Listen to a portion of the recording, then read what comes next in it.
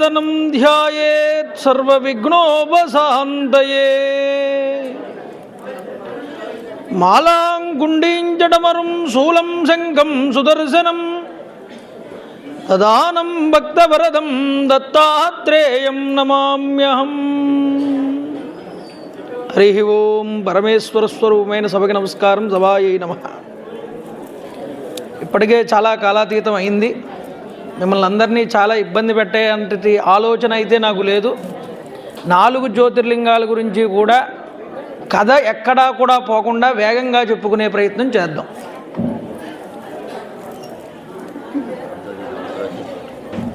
ఎక్కడైనా సరే ఒక ప్రదేశం ఒక గొప్ప స్థితిని పొందింది అని అర్థం ఏమిటి అంటే,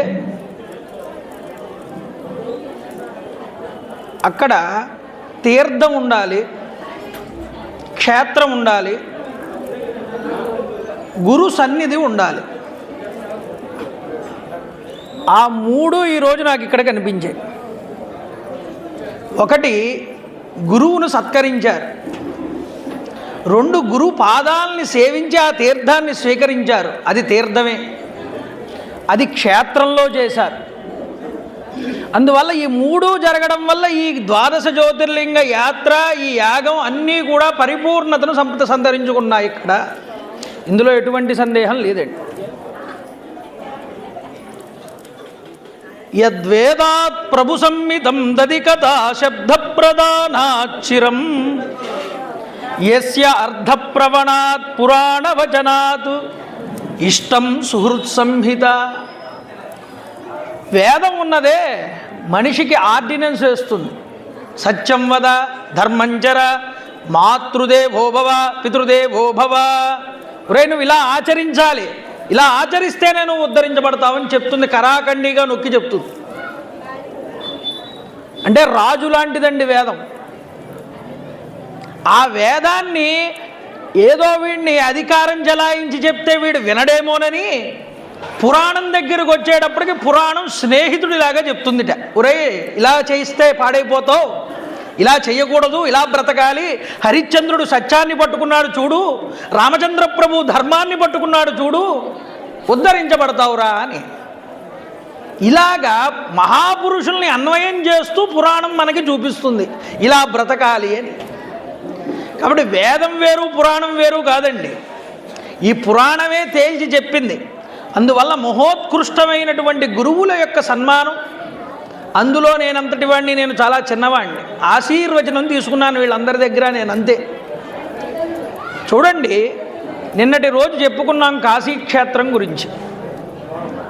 పాలిండ్లు కదలంగ బసపు పయ్యద వీచు అచలాధిపతి కూర్మి ఆడుబిడ్డ దుత్కారమున మనరించు తొండంబు ముక్కున శిఖరాసారంబు చిలుకు డుంటి ప్రత్యక్షమై వచ్చి భాగీరథీగంగ మృదుల హస్తంబు సాచి మేలునివురు ప్రమదోత్తముడు భృంగి భయరక్షణార్థమై పాలాక్షమున తీర్చు బసితరేఖ దక్షిణ శృతి మీదుగా దాత్రి త్రెళ్ళి పెద్ద నిద్రకు మాఘన్ను పెట్టువేళ పంచజనులకు తారక బ్రహ్మ విద్య యభవుడు ఉపదేశమునరించినప్పుడు కాశీ అంటారు.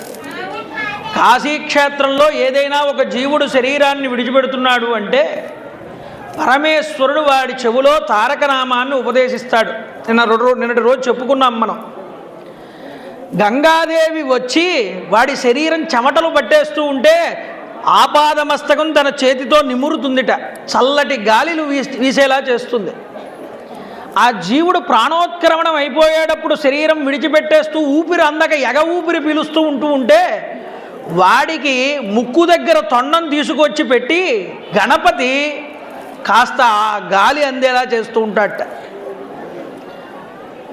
ఇక భృంగి అనేటటువంటి ప్రమదోత్తముడు వచ్చి భయపడిపోతూ ఉన్నటువంటి ఆ జీవుడిని, ఏమీ భయం లేదురా, నువ్వు కూడా శివుడు అయిపోతున్నావు, శివుడిలో ఐక్యమవుతున్నావని నుదుటి మీద భస్మరేఖ రాస్తాట వచ్చి.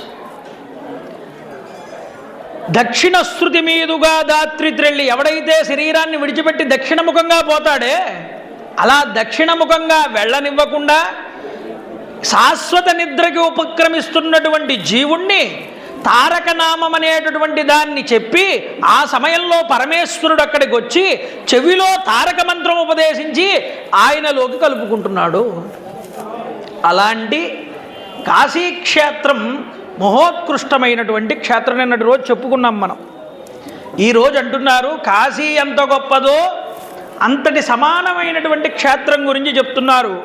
ఇక్కడ ఆదిశంకర భగవత్పాదులు వారు అంటారు, సహ్యాద్రి శీర్షే విమలే వసంతం గోదావరీ తీర పవిత్ర దేశే యద్దర్శనాత్ పాతకం పాశునాశం ప్రయాతితం త్రయంబకం ఈశమీడే. త్రయంబకేశ్వరుడు అనేటటువంటి జ్యోతిర్లింగం గురించి ఇక్కడ మాట్లాడుతున్నారు. గౌతమి నది ఎక్కడైతే ఆవిర్భవించినదో ఆ గోదావరి జన్మస్థానమైనటువంటి బ్రహ్మ పర్వతము అనేటటువంటి గిరి దగ్గర ఆ యొక్క త్రయంబకేశ్వరుడు జ్యోతిర్లింగ రూపంలో వెలిసి ఉన్నాడు. ఆ జ్యోతిర్లింగ రూపంలో ఉన్నటువంటి పరమేశ్వరుడికి నేను నమస్కరిస్తున్నాను అంటున్నారు శంకర భగవత్పాదులు వారు. అసలు ఈ జ్యోతిర్లింగం ఎలా ఆవిర్భవించింది? పూర్వం పురా ఋషివరశ్చాసీత్ గౌతమో నామ విశ్రుత అహల్యా నామ తస్యాసీత్ పత్ని పరమధార్మిణి. చూడండి, గౌతమ మహర్షి అంటే తెలియని వాళ్ళు ఎవరు ఉండరు. మహానుభావుడు, సప్తఋషుల్లో ఒకడు. ఆ గౌతమ మహర్షి వారు తన భార్య అయినటువంటి అహల్యతో కలిసి ఎక్కడ దక్షిణాస్యాం దిశిహియో గిరిర్ బ్రహ్మేతి సంజ్ఞక, బ్రహ్మగిరి అనేటటువంటి పర్వతం దగ్గర అధివసించి ఉన్నారు. అక్కడ ఆశ్రమాన్ని ఏర్పాటు చేసుకుని ఉన్నారు. ఈ బ్రహ్మగిరి ఎక్కడుందండి? నాసిక్ దగ్గర ఉన్నటువంటి సహ్యాద్రి పర్వతం దగ్గర ఉన్నది. ఈ బ్రహ్మగిరి పర్వతం దగ్గర అధివసించి ఉన్నారు, అక్కడ నివాసం ఏర్పాటు చేసుకుని. అయితే ఆ సమయంలో ఏం జరిగింది అని ఒక మాట. భూమి మీద పచ్చగడ్డి కూడా మొలవలేదుట. క్షామం అనేటటువంటిది వచ్చింది. ఎవ్వరికీ తిండి దొరకట్లేదు. ఋషులందరూ కూడా తపస్సు ద్వారా ప్రాణాయామం ద్వారా శరీరాన్ని నిలబెట్టుకుంటున్నారు, కానీ సాధారణమైన ప్రజలకు అక్కడ తిండి దొరికేటటువంటి పరిస్థితి లేదు. అలా ఒకటి కాదు, రెండు కాదు, 100 సంవత్సరాల మట్టి అక్కడ క్షామంతో ఆ ప్రదేశం అంతా ఇబ్బంది పడుతున్నది. ఇప్పుడు ఏం చెయ్యాలి? ఎప్పుడైనా సరే ఋషి అనేటటువంటి పదానికి అర్థం తెలుసుకోండి. ఋషి అంటే అర్థం ఏమిటి అంటే నలుగురి యొక్క క్షేమాన్ని కాంక్షించేటటువంటి వాడు ఋషి. ఎదుటివాడికి కీడు చెయ్యకుండా బ్రతకడం అనేటటువంటిది ఎవరికైతే ఉంటుందో వాడు మనిషి. అందువల్ల మేలు కోరుకునేవాడు ఎప్పుడూ ఋషితోనే సమానం. ఈ గౌతమ మహర్షి వారు అనుకున్నారు, వీళ్ళందరినీ ఎలా ఉద్ధరించాలి, వీళ్ళకి ఆకలి ఎలా తీర్చాలి అనుకుని ఆయన వరుణదేవుడి కోసం తపస్సు చేశాడు. ఎందుకంటే వర్షము చొక్కలేదు 100 సంవత్సరాల నుంచి కూడా. వరుణదేవుడి కోసం తపస్సు చేస్తే ఆయన ప్రత్యక్షమయ్యాడు. ఏం వరం కావాలి గౌతమ అన్నాడు. అయ్యా వర్షం కురిపించండి అయ్యా అన్నాడు. అప్పుడు ఆయన ఓ మాట అన్నాడు వరుణదేవుడు, వర్షం కురిపించాలా కురిపించకూడదా అనేటటువంటిది నా చేతుల్లో ఉండదయ్యా, అది దేవతల యొక్క ఆజ్ఞ. దేవేంద్రుడు ఉన్నాడు, ఆయన అధికారుడు, ఆయన ఓ మాట చెప్తే నేను కురిపించగలను. అది నా చేతుల్లో లేదు, నేను ఇక్కడ కురిపించాలి కురిపించకూడదు అనేటటువంటిది. కాబట్టి నన్ను ఏం చేయమంటావు? కాబట్టి దానికి కాకుండా ఏదైనా ఇంకో వరం కోరుకో అన్నాడు. అప్పుడు అగస్త్య మహర్షి వారు అన్నారు, ఎది ప్రసన్నో దేవేశ ఎది దేవో పరోమమ. నువ్వు ప్రసన్నుడివైతే నాకు వరాన్ని ఇయ్యాలి అని నువ్వు అనుకుంటే నేను ఏది కోరుకుంటే అది నువ్వు ఇవ్వాలి. అలా ఇవ్వలేనప్పుడు నువ్వు ఏది ఇస్తానంటే అది నేను ఎలా కోరుకోగలను? కానీ అది నీ చేతుల్లో నువ్వు లేదంటున్నావు కాబట్టి ఒక జలరాశిని నాకు అనుగ్రహించు. అక్షయ్యమైనటువంటి జలరాశి, మామూలు జలరాశి కాదు. ఆ జలరాశితో నేనే తంటాలు పడి నేనే వ్యవసాయం చేసి వీళ్ళందరి ఆకలి తీరుస్తానన్నాడు గౌతముడు. ఈ మాట పట్టుకోండి. భూలోకంలో ప్రజలకి వ్యవసాయం ఎలా చెయ్యాలో నేర్పించిన మొట్టమొదటి వాడు గౌతమ మహర్షేనండి. వ్యవసాయ కృషి విజ్ఞానము అనేటటువంటి ఒక గొప్ప గ్రంథాన్ని అందించాడు గౌతముడు. అంటే ఆ యొక్క వ్యవసాయ స్థితిలో ఎన్ని రకాలుగా పంటలు పండించవచ్చు అన్న దాన్ని మనకు అందించిన వాడు ఋషే. మన భారతదేశంలో మన సనాతన ధర్మంలో మనకి విజ్ఞానాన్ని అందించిన వాళ్ళందరూ కూడా ఋషులేనండి. ఈ గౌతముడు ఆ అక్షయ్యమైనటువంటి జలాలు తీర్థాన్ని తీసుకున్నాడు. అప్పుడు వరుణదేవుడు అన్నాడు, నువ్వు ఒక తటాకం తవ్వవయ్యా, అందులోకి నేను నీటిని ప్రవేశపెడతానన్నాడు. తన హస్తం ఎంతైతే ఉందో అంత లోతుగా ఒక గుంట తవ్వాట గౌతముడు. అందులోకి నీటిని చేశాడు. ఇది ఎప్పుడూ కూడా తరగదు, నువ్వు ఎంతైనా నీరు వాడుకోవచ్చు అన్నాడు. నమస్కారం చేశాడు, ఆయన వెళ్ళాడు. చూడండి, ఆ రోజు నుంచి వ్యవసాయం చేశాడు. చేసి అక్కడ దానం, హోమం, తపస్సు, దేవయజ్ఞం ఏది చేసినా గొప్ప ఫలితాలు ఇస్తుంది ఈ తీర్థం దగ్గర అని ఆశీర్వదించి వెళ్ళాట వరుణదేవుడు.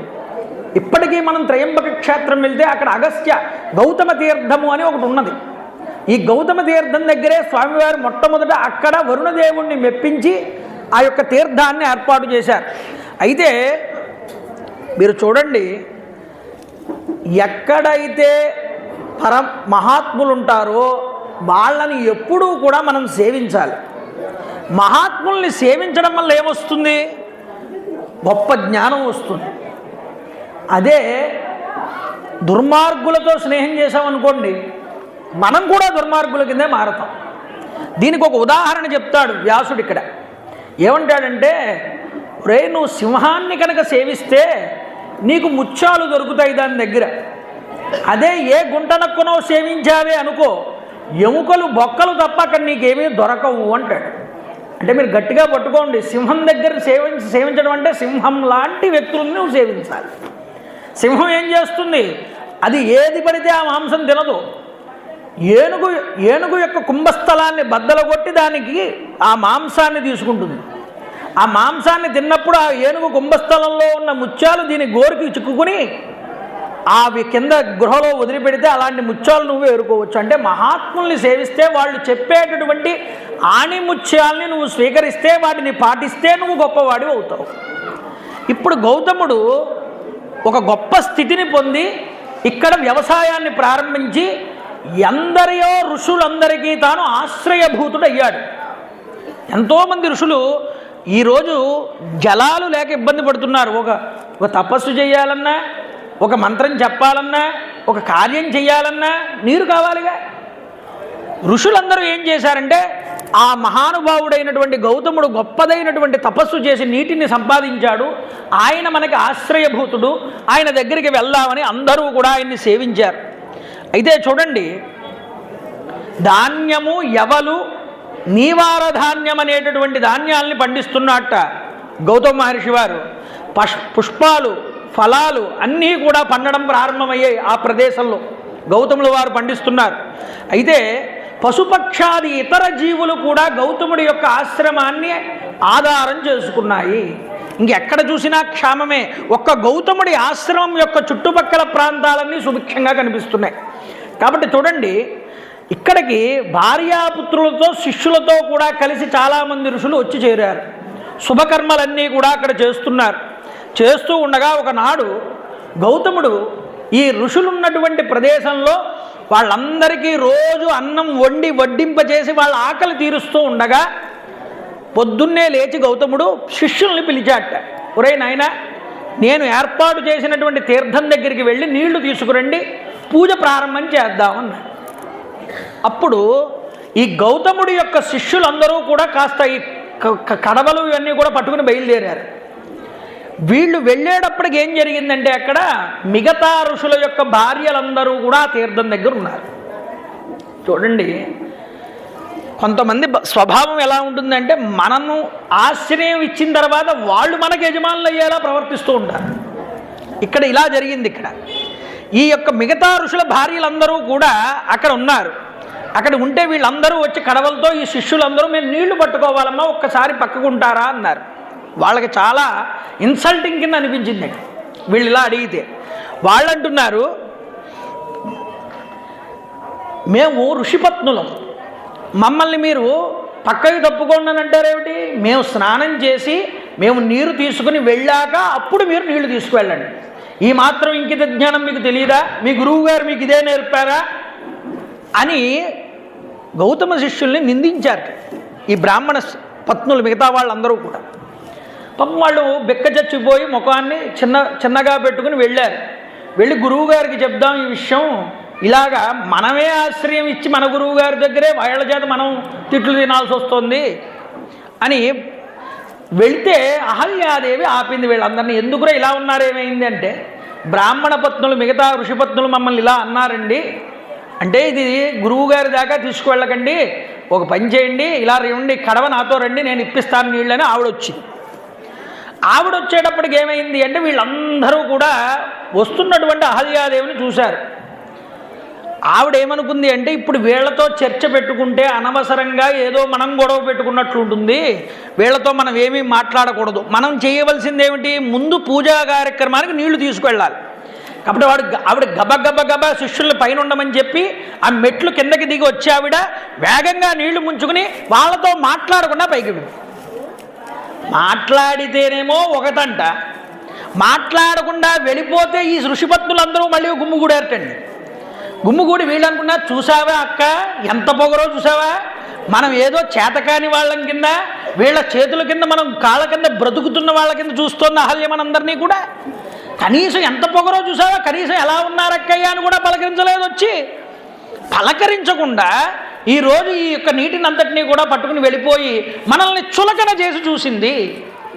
కాబట్టి ఈ అహల్యని గౌతముణ్ణి మనం క్షమించకూడదు అని వీళ్ళ స్త్రీ స్వభావాన్ని బయటపెట్టారు. అంటే చూడండి, ఒక్కసారి ఒకళ్ళ ఉన్నతిని చూసి ఒకళ్ళు అందరూ అలా ఉంటారని కాదు సుమా, ఇక్కడ వీళ్ళ పరిస్థితి అలా మారింది మాయా ప్రభావం చేత. భర్తల దగ్గరికి వెళ్ళారు.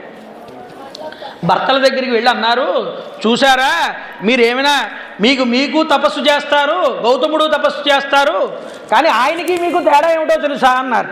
ఏమిటన్నారు, ఆయన ఈరోజు తన తపశ్శక్తి చేత మిమ్మల్ని అందరినీ పోషిస్తున్నాడు, ఆ పోషిస్తున్నాడనే గర్వం చేత మమ్మల్ని అందరినీ అనాదరిస్తున్నారు వాళ్ళు. ఈరోజు గౌతముడి యొక్క ధర్మపత్ని అయినటువంటి అహల్య మమ్మల్ని చులకనగా చూస్తోంది, మిమ్మల్ని అనరాని మాటలు కూడా అన్నది. మా భర్త దగ్గర చెయ్యి చాచి బ్రతికే మీరు మాకుతో సమానం ఏమిటన్నట్లుగా మాట్లాడింది అని 4 మాటలు ఎక్కువ వేసి చెప్పారు. నిజంగా ఆవిడ ఆ మాటలు మాట్లాడిందా? ఆవిడ వెళ్ళి పాపం నీళ్లు ముంచుకుని వెళ్ళిపోయింది ఏం మాట్లాడకుండా. కానీ వీళ్ళు 4 మాటలు ఎక్కువ వేసి చెప్పేటప్పటికీ అప్పుడు నలుగురు ఒక సమావేశం ఏర్పాటు చేసుకుని ఋషులందరూ కూడా, ఇది ఇంత అవమానం చేస్తాడా గౌతముడు మనల్ని, వెంటనే దీనికి పరిష్కారం చూపించాలనుకున్నారు. వాడొక్కడైనా తపస్సంపన్నుడు, మనం తపస్సంపన్నులం కాదా అని మన తపస్సు కూడా చూపించాలనుకున్నారు. ఈ తపస్సు ఏదో ముందే ఏడవచ్చుగా, మరి ఆ గౌతముడిని ప్రార్థన చేయడం ఎందుకు వచ్చి? చూడండి, వచ్చి తపస్సు చేసి వీళ్ళందరూ కూడా ఒక హోమాన్ని చేశారు. ఆ హోమంలో ఏం చేశారంటే గణపతి మంత్రాన్ని పెట్టి పూజించారు. గణపతి ప్రత్యక్షమయ్యాడు. అయితే గణపతి ప్రత్యక్షమైతే ఏం వరం కావాలరా నాయనా మీకు అని అడిగాడు ఈ ఋషులందరినీ కూడా. వాళ్ళన్నారట, ఓ ప్రభో, కర్తవ్యం హి త్వయా స్వామిన్ నిధమేవాచత అన్యథ ఇచ్చుక్తస్తు తథా దేవో గణేశో వాక్యమబ్రవీత్. అయ్యా, మీకు చెయ్యవలసింది, మీరు మాకు చెయ్యవలసింది ఏదైనా ఉంది అంటే మీరు గౌతముణ్ణి విఘ్నాల పాలు చెయ్యండి, గౌతముణ్ణి ఇబ్బంది పెట్టండి అని అడిగాడు. అడిగితే గణేశుడు అన్నట్ట, శ్రూయతాం ఋషయా సర్వే యుక్తం న క్రియతే అధునా. ఓ ఋషులారా, మీరందరూ వినండి, మీరు చెయ్యాలనుకున్నటువంటి పని తగిన పని కాదు. మీరేదో గౌతముణ్ణి ఇబ్బంది పెట్టాలి అని నన్ను కోరిక కోరారు, కానీ ఈ కోరిక తగినటువంటి కోరిక కాదు. ఎందుకంటే అపరాధం లేకుండా ఇతరులపై కోపించే వారికి నిశ్చయంగా ఎప్పటికైనా హాని కలుగుతుంది. ఇది మీరు గుర్తుపెట్టుకోండి. ఎందుకంటే అతడు మీకు ఉపకారం చేశాడు, మీరేమనుకుంటున్నారు, అతనికి అపకారం చేయాలనుకుంటున్నారు. ఇది చాలా ఇబ్బంది కలుగుతుంది. ఎవరికి? అతడికి కాదు, మీకు ఇబ్బంది కలుగుతుంది. నిజానికి శాస్త్రంలో ఏం చెప్పారయ్యా, అపకారికి కూడా ఉపకారం చేయమని చెప్పారుగా. కానీ మీరేం చేస్తున్నారు, ఉపకారం చేసేవాడికి మీరు అపకారం చేయాలనుకుంటున్నారు. కాబట్టి ఇది తప్పు నాయన. ఇంతటి తపస్సు చేశారు మీరందరూ కూడా, మంచి ఉత్తమమైన ఫలితాన్ని కోరుకోండి, నేను ఇవ్వడానికి సిద్ధంగా ఉన్నానన్నాడు గణపతి. కానీ వివేకులైనటువంటి వాళ్ళు ఎప్పుడూ కూడా హితాన్ని కోరుకుంటారు కానీ అహితాన్ని కోరుకోరు. మీరు వివేకవంతులై ప్రవర్తిస్తారా, అవివేకులై ప్రవర్తిస్తారా, మీ ఇష్టం. మంచి చెప్తాడు భగవంతుడైనా సరే, గురువైనా మంచి చెప్తాడు, వినడం వినకపోవడం మన చేతుల్లో ఉంటుంది. గణపతి ఇక్కడ ఈ మాట అంటే వీళ్ళన్నారు ఏమన్నారు అంటే, మాకు మేము అడిగిన వరమే నువ్వు చేసి పెట్టాల్సిందే, మరొక వరం మాకు అక్కర్లేదన్నారు గణపతి. అప్పుడు ఆయన అన్నట్ట, అసాధు సాధుతాం జైవ సాధుశ్చ సాధుతాం తథా. పూర్వం బ్రహ్మగారు మాట అన్నాడయ్యా, ఎప్పటికీ కూడా సాధువు అసాధువు కాలేడు, అసాధువు సాధువు అన్నటికీ కూడా కాలేడు. అంటే మంచివాడు చెడ్డవాడు ఎప్పటికీ కూడా కాలేడు, చెడ్డవాడు మంచివాడు ఎప్పటికీ కూడా కాలేడు. వీళ్ళిద్దరిని మార్చడం అనేటటువంటిది చాలా కష్టం, ఇది గుర్తుపెట్టుకోండి. కాబట్టి మీరందరూ కూడా చెడ్డవాళ్ళ కింద నాకు కనిపిస్తున్నారు, గౌతముడు మంచివాడి కింద కనిపిస్తున్నాడు. మీరెప్పటికీ గౌతముడిని చెడ్డవాడిగా మార్చలేరు, నేనెప్పటికీ మిమ్మల్ని మంచివాడిగా మార్చలేను. ఈ మాట చెప్పాడు గణపతి. చూడండి, ఈ మాట చెప్పి ఒకప్పుడు మీకు తిండి లేకుండా అవస్థలు పడుతూ ఉంటే మిమ్మల్ని అందరినీ కూడా దగ్గరికి తీసుకొచ్చే ఆశ్రయం ఇచ్చాడు గౌతముడు. అలాంటి గౌతముడిని మీరు ఈరోజు దుఃఖాల పాలు చేస్తున్నారు. ఈ లోకంలో ఇది ఏ విధంగానూ కూడా తగనటువంటి పని, ఇలాంటి పని మీరు చేయకూడదు. గణపతి ఎంత బాగా చెప్పాడో చూడండి, బాగుగా ఆలోచించండి మీరందరూ కూడా ఒకసారి. ఎందుకు అంటే, స్త్రీ బలాన్ మోహిత యూయం నమే వాక్యం కరిష్యధ. స్త్రీ వలన పొంగిపోయి మీరు మోహాన్ని పొందుతున్నారు. మీ భార్యలు వచ్చి మీతో ఏదో చెప్పారని వాళ్ళ మాటలు పట్టుకుని ఊగిపోతున్నారు మీరందరూ ఈరోజు. ఇది మంచి పద్ధతి కాదన్నారు. కాబట్టి నా మాట మీరు లెక్క చేయట్లేదు. కానీ నిస్సందేహంగా మీకు ఒక విషయం చెప్పనా, మీరు చేసేటటువంటి ఈ చెడు పని గౌతముడికి హితాన్ని చేకూరుస్తుంది కానీ అతన్ని ఏ విధంగా కూడా ఇబ్బంది పెట్టదు. ఇది మాత్రం నేను చెప్పగలనన్నాడు గణపతి. చూడండి, కాబట్టి ఎవరినో మనం ఇబ్బంది పెడదాం అనుకుంటే వాడి వైపు ధర్మం ఉంటే భగవంతుడు వాడిని రక్షించుకుంటాడు. భగవంతుడికి కావాల్సింది ఎప్పుడూ కూడా ధర్మమేనండి. ధర్మంగా ఉన్నవాడిని మనం ఇబ్బంది పెడదాం, వాడిని మనం ఏదో కష్టాలు పాలు చేద్దాం అనుకుంటే దానికి సమాధానం భగవంతుడే చూపిస్తాడు. మనం ధర్మంగా నడుచుకుంటున్నామా లేదా, ఇది ఒక్కటి నీ అంతరాత్మని మనం ప్రశ్న చేసుకుంటే చాలు, ఇంకేమీ కూడా అడగక్కర్లేదు.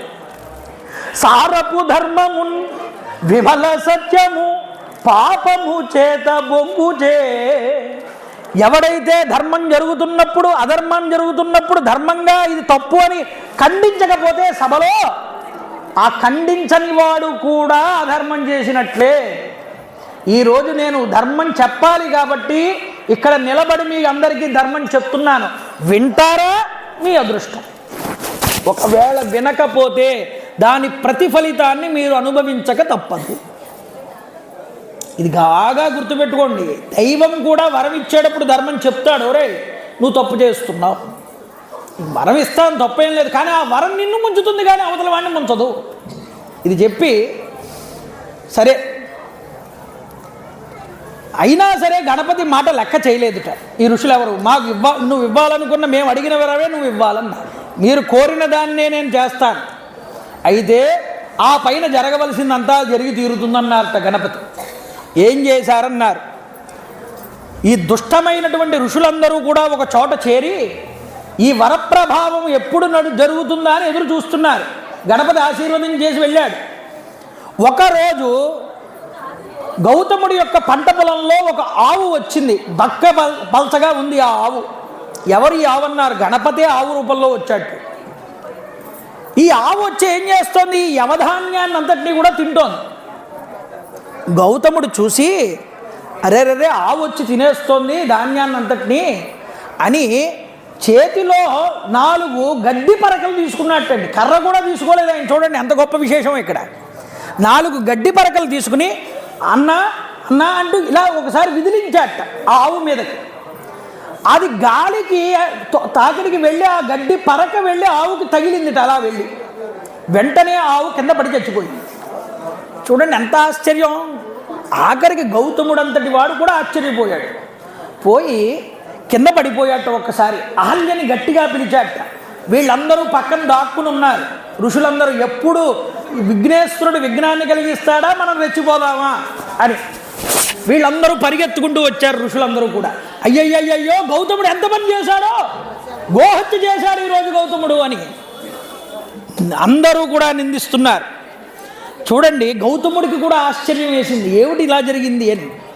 అహల్యని పిలిచి అన్నాడు, కిం జాతంచ కథం దేవి కుపిత పరమేశ్వర. దేవి ఏం జరిగింది, ఎలా జరిగింది?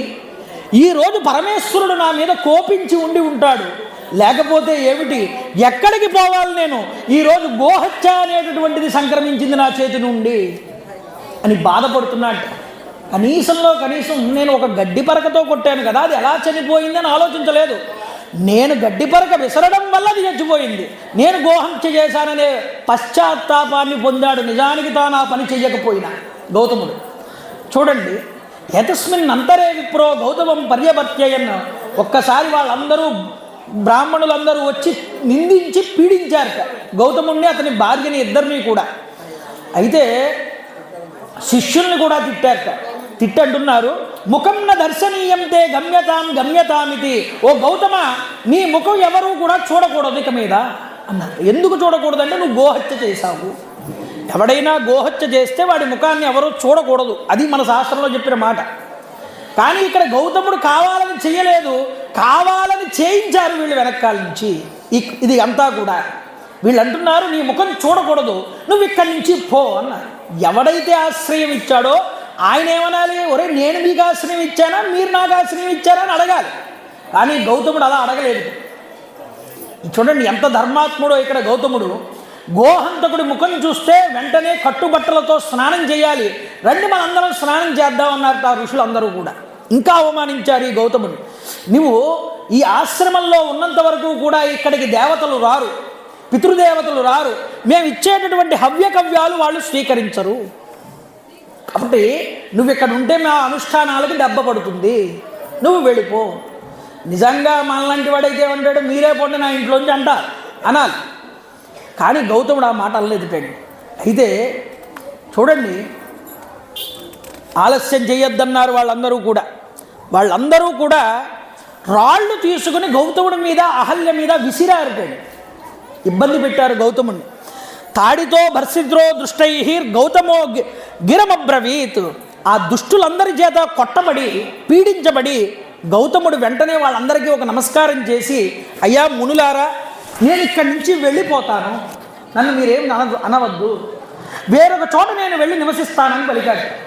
చూడండి, ఇత్యుక్త్వా గౌతమాస్తస్మాత్ స్థానాశ్చ నిర్గతస్తథ గత్వా క్రోశం తథా చక్రే ఆశ్రమం తదనుజ్ఞయ.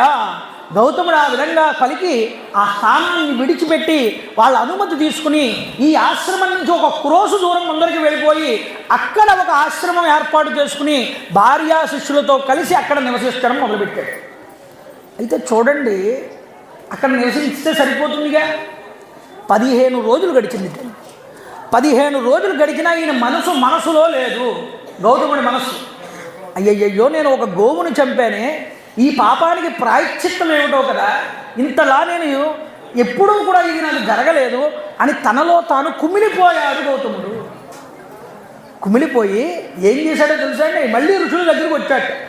అక్కడ ఉన్న ఋషుల దగ్గరికి వచ్చి, అయ్యా మీరు నా యందు దయ చూపండి, ఎందుకో తెలుసా, మీరు చెప్పినట్లు నేను చేస్తాను, కానీ నా పాపం తొలగిపోయేటటువంటి ఉపాయాన్ని మీరు నాకు చెప్పండి అని వాళ్ళనే అడిగాడు. వాళ్ళని అడిగితే వాళ్ళు అంటున్నారు, చూడండి, వీళ్ళందరూ ఏకమైపోయి ఒకసారి మీటింగ్ చేసుకున్నారు, ఇప్పుడు వీడికి ఏ శిక్ష ఇవ్వాలి గౌతముడికి అని అవకాశం కోసం చూస్తున్నారుగా. అంటే ఒక్క చెడు అవతలి వ్యక్తి మీద ఒక ముద్ర పడింది అంటే, ఎవరి మాటలో విని పెట్టుకున్నాము అంటే అది నిజంగా కాదా అని తెలుసుకోకుండా అతడి మీద పెట్టుకున్నటువంటి కక్ష అధర్మం వైపు మనిషిని ఎలా నడిపించేస్తుందో చూడండి. వాళ్ళు అన్నారట, నిష్కృతం హి వినా శుద్ధి జాయతే నా కదాచన. ప్రాయశ్చిత్తం లేనిదే పాప నిష్కృతి కాదయ్యా ఓ గౌతమ.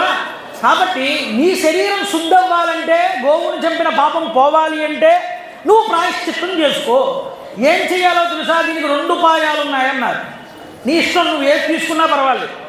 ఒకటి, త్రివారం పృథివీం సర్వం క్రమపాపం ప్రకాశయన్.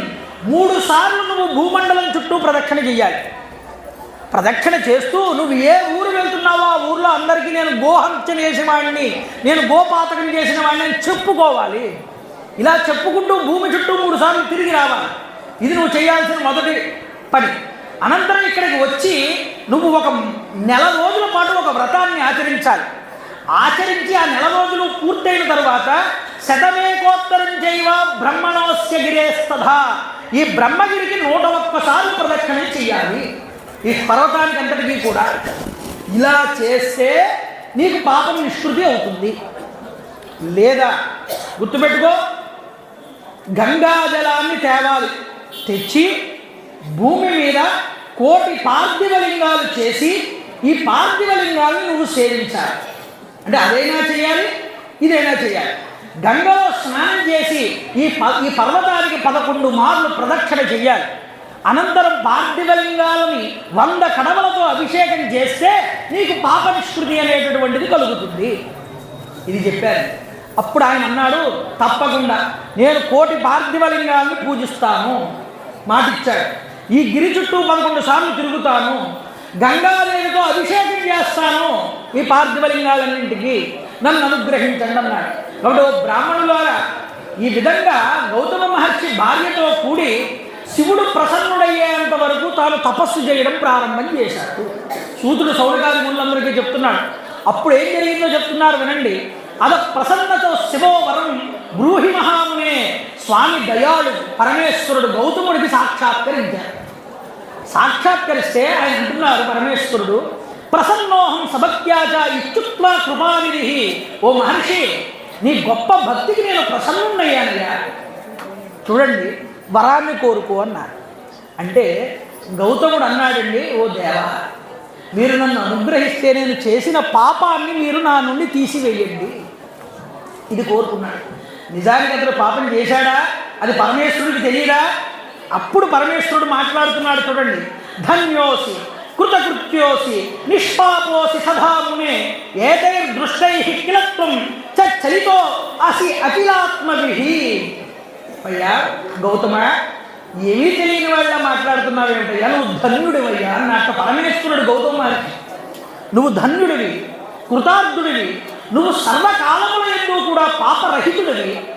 అంతేకాదు ఈ క్రూర మనస్సులు కలిగినటువంటి దుష్టులైనటువంటి వాళ్ళే నిన్ను ఇబ్బంది పెట్టారు, నిన్ను మోసం చేశారు, ఈ విషయాన్ని తెలుసుకో నువ్వు పరమేశ్వరుడు చెప్పాడు. చెప్తే తద్వియాత్ దర్శనాల్లోక నిష్పాపాశ్చ భవంతి. నిన్ను చూసినటువంటి మానవులు పాపాలు పోగొట్టుకుంటారయ్యా గౌతమ, అంతటి పుణ్యాత్ముడివి నువ్వు. నిన్ను చూడకూడదు అన్న వాళ్ళని చూడకూడదు, నిజానికి చెప్పాలి అంటే అంతటి మహాత్ముడివి. సర్వదా నా భక్తిరతుడివై నీవు పాపముల్ని ఎలా పొందుతావని నువ్వు అనుకుంటున్నావు? నీ మనసులో నేను లేని రోజు ఏదైనా ఉందా అన్నాడు పరమేశ్వరుడు. చూడండి, ఏ దుర్మార్గులైతే నీకు ఆపద కలిగించారో నిజానికి వాళ్ళు పాపాత్ములు పరమేశ్వరుడు. దురాచారులు, హత్యాదోషం గలవారు, ఇవన్నీ కూడా వాళ్ళకి సంక్రమిస్తాయి.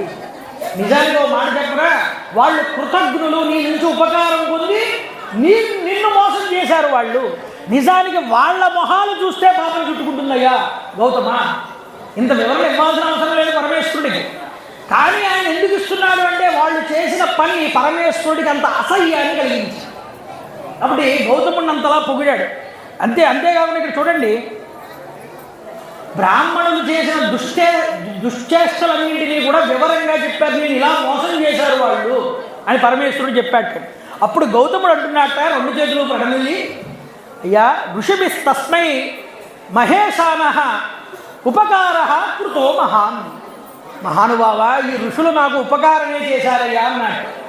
ఎందుకని అంటే వాళ్ళు అలా కనుక చెయ్యకపోతే ఈ రోజు నువ్వు నాకు దర్శనం ఇచ్చేవాడివా అని అడిగాడు. చూడండి ఇంతటి దయాళువో గౌతముడు. నిజానికి చూసి ధన్యాస్తే ఋషయో ఇస్తు మహ్యం సుమధరం కృతం. ఈ శుభాన్ని కలిగించిన ఈ మహర్షులు ఉన్నారే వాళ్ళు ధన్యులు స్వామి. నిజానికి వారి దురాచారాల వల్ల నాకు నిజానికి మహోపకారమే కలిగింది, నాకే ఇబ్బంది కలగలేదు. అంటే అర్థం ఏమిటి అంటే గణపతి చెప్పాడుగా, మీరు అతనికి ఇబ్బంది పెట్టాలనుకుంటున్నారు కానీ అది అతనికి ఉపకారమే అవుతుందయ్యా అని. అదే ఈ ఉపకారం. చూడండి, ఇచ్చేవం తద్వజశ్రుత్వ సుప్రసన్నా మహేశ్వర. గౌతముడి యొక్క మాటలు విని పరమేశ్వరుడు ఆనందపడ్డాడు. ఆనందపడి ఋషి ధన్యోసి విప్రేంద్ర ఋషే శ్రేష్ఠతరోసివై. అయ్యా ఋషి, నువ్వు శ్రేష్ఠుడివయ్యా, నువ్వు ధన్యుడివి, నేను నీ యందు చాలా ప్రసన్నున్నయ్యాను, ఏదైనా ఒక వరం కోరుకో అంటే. ఎందుకు అంటే చెప్తున్నారు, ఇది ఇది నువ్వు కోరుకుంటే లోకానికి అది హితం కావాలి అన్నారు. అంటే ఇక్కడ అంటున్నాడు వెంటనే గౌతముడు, యది ప్రసన్నో దేవేశ గంగాచదీయతాం మమ కురు లోకోపకారం హి నమస్తేస్తు నమోస్తుతే. నువ్వు నిజంగా లోకానికి ఉపకారం చెయ్యాలి, నాకు ఉపకారం చెయ్యాలి అని కనుక నువ్వు అనుకుంటే నాకు గంగని ప్రసాదించు అన్నాడు. ఎందుకు? క్షామంతో ఉండిపోయింది లోకమంతా కూడా. ఇంతటి కష్టం వచ్చి పడిపోయిన గౌతముడు అప్పుడు తనని తాను ఉద్ధరించుకోవడానికి కోరుకోవాలి, కానీ లోకోపకారం గురించి ఆలోచిస్తున్నాడు. చూడండి, ఇది గౌతముడి గొప్పతనం, ఋషి యొక్క గొప్పతనం, భారతదేశంలో ఉన్న ఋషుల యొక్క గొప్పతనం ఇదే. అందువల్ల ఋషి ఏమన్నాడు అంటే ఇక్కడ లోకం అల్లాడిపోతుందయ్యా క్షామంతో, నువ్వు నాకు గంగని ప్రసాదించు అని అడిగాడు. అడిగితే ఇచ్చుప్రావచనం తస్యా దుర్ప్రావై పాదక పంకజం. గౌతముడు ఈ విధంగా పలికి పరమాత్మ యొక్క పాదపద్మాలు పట్టుకుని నమస్కరించాట పరమేశ్వరుడిది. అప్పుడు చదువులకు హితాన్ని కలిగించేటటువంటి ఈశ్వరుడు అంటున్నాడు, ఒక గంగాదేవిని రమ్మని పిలిచాట. ఇలాగ అక్కడ గంగాదేవి ప్రత్యక్షమైంది స్త్రీ రూపాన్ని ధరించి. ఆవిడికి నమస్కారం చేశాడు గౌతముడు. చేసి ఆవిడ్ని కీర్తించాడు. ధన్యాసి కృతకృత్యాసి పావితం భువనం త్వయా మాం చ పావయా గంగే త్వం పతతం నిరయే ధ్రువం. అమ్మా, నీవు లోకాల్ని పవిత్రం చేసేటటువంటి దానివి కాబట్టి నువ్వు నిశ్చయంగా నరకంలో పడబోయేటటువంటి నన్ను కూడా పవిత్రం చేయి తల్లి అని కోరుకున్నాడు గంగాదేవిని గౌతముడు. అంటే ఆవిడ అన్నది అప్పుడు ఋషింతు పావయిత్వాహం పరివారయుతం ప్రభో గమిష్యామి నిజస్థానం నజస్తస్వా బ్రవీతిహ. ఓ ఋషి, నువ్వు కోరుకున్నావు నన్ను పావనం చేయన్నావు, నేను నిన్ను, నీ భార్యని, నీ పరివారాన్ని అంతటినీ కూడా పావనం చేస్తాను. చేసి నేను మళ్ళీ నా స్థానానికి వెళ్ళిపోతాను అన్నాడు.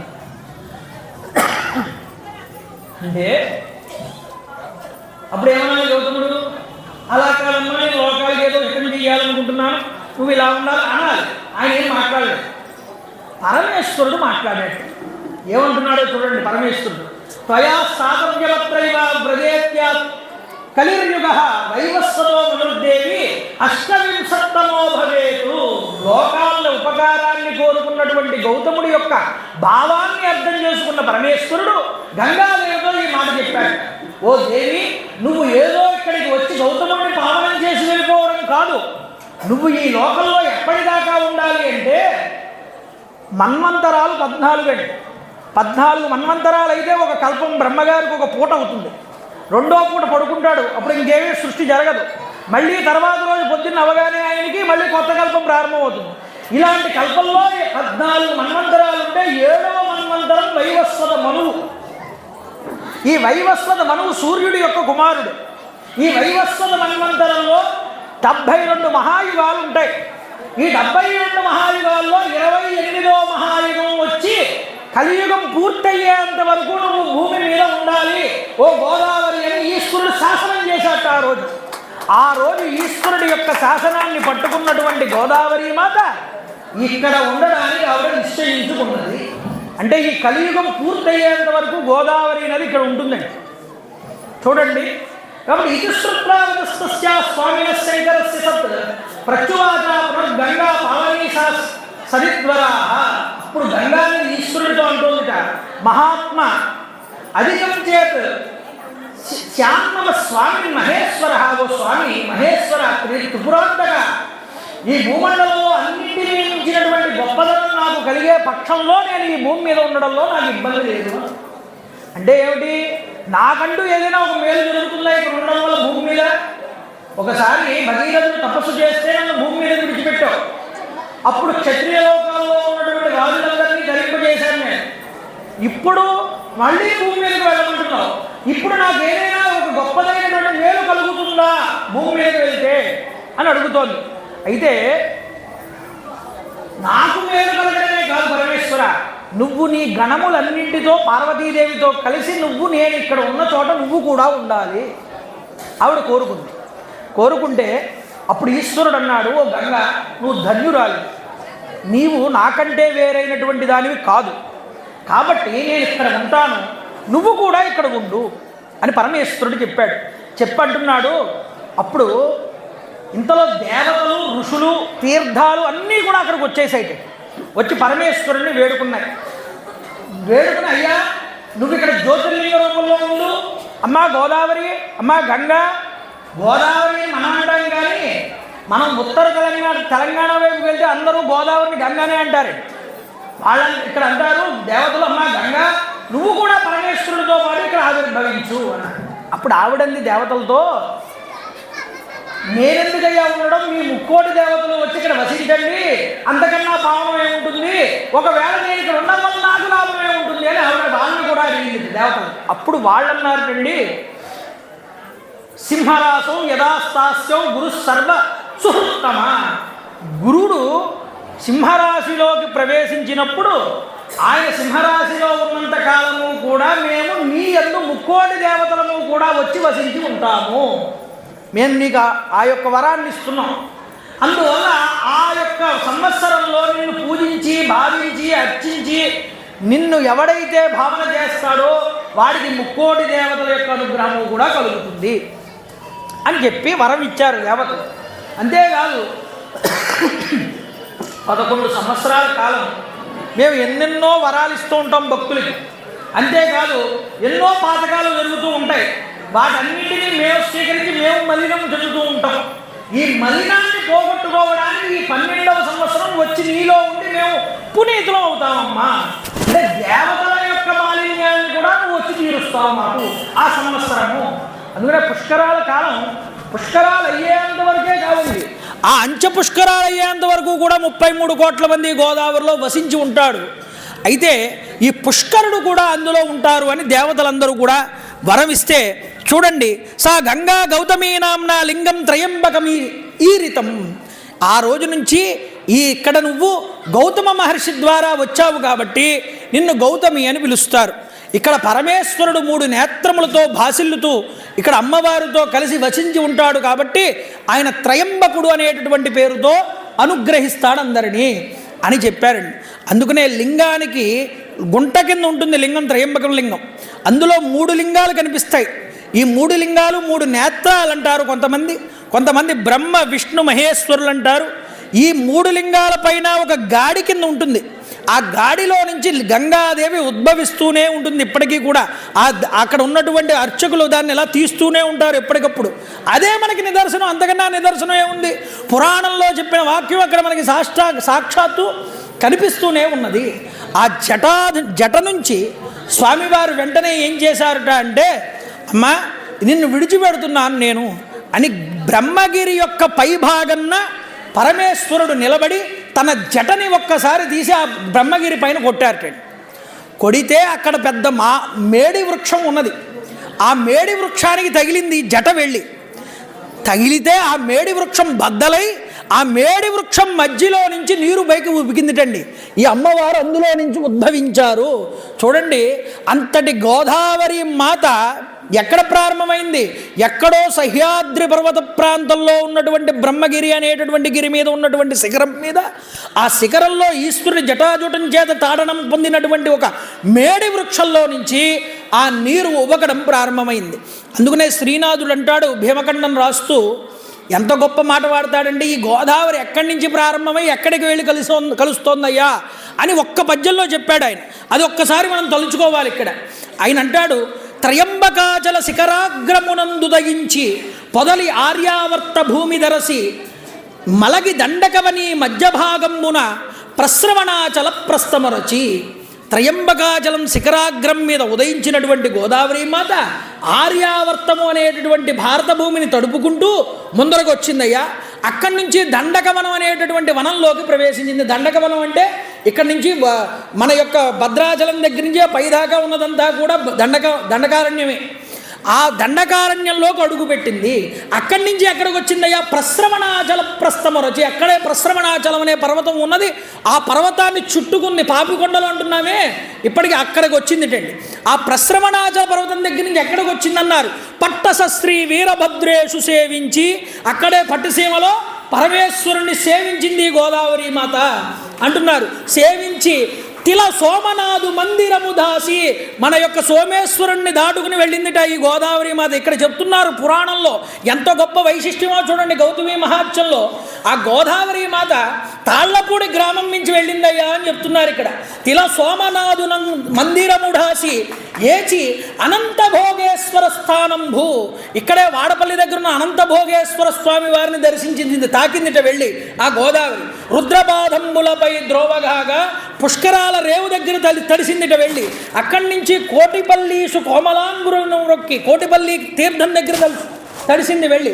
అక్కడి నుంచి కుండలాముఖ తీర్థంబు గుస్తరించి కుండలేశ్వర క్షేత్రాన్ని తడిపిందిట పెట్టి భీమమండలి ఢాపల వెట్టుకొనుచున్ ద్రాక్షారామ భీమేశ్వర క్షేత్రానికి అవతల నుంచి అలా ప్రవహించుకుంటూ వెళ్ళిందయ్యా.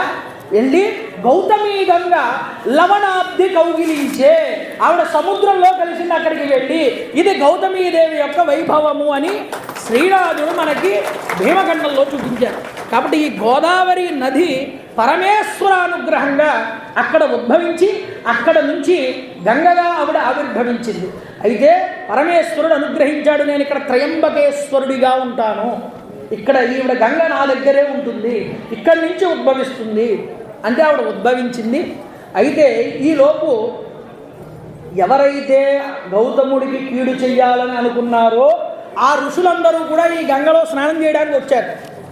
వస్తే వీళ్ళని చూడగానే ఆ గంగాదేవి మాయమైపోయింది, అదృశ్యమైపోయింది ఒక్కసారి. అప్పుడు వాళ్ళందరూ కూడా ప్రార్థన చేస్తే గౌతముడు అన్నట్ట, అమ్మా తల్లి అందరూ నీ బిడ్డలే కదా, నువ్వు వరమిచ్చావు అందరినీ, నువ్వు ధన్యుల్ని చేస్తానని, ఇప్పుడు ఇలా చేస్తే ఎలా తల్లి అనుగ్రహించు అని వేడుకున్నట్ట. వేడుకుంటే అప్పుడు గంగాదేవి అశరీర వాక్కుతో మాట్లాడింది ఆకాశంలో.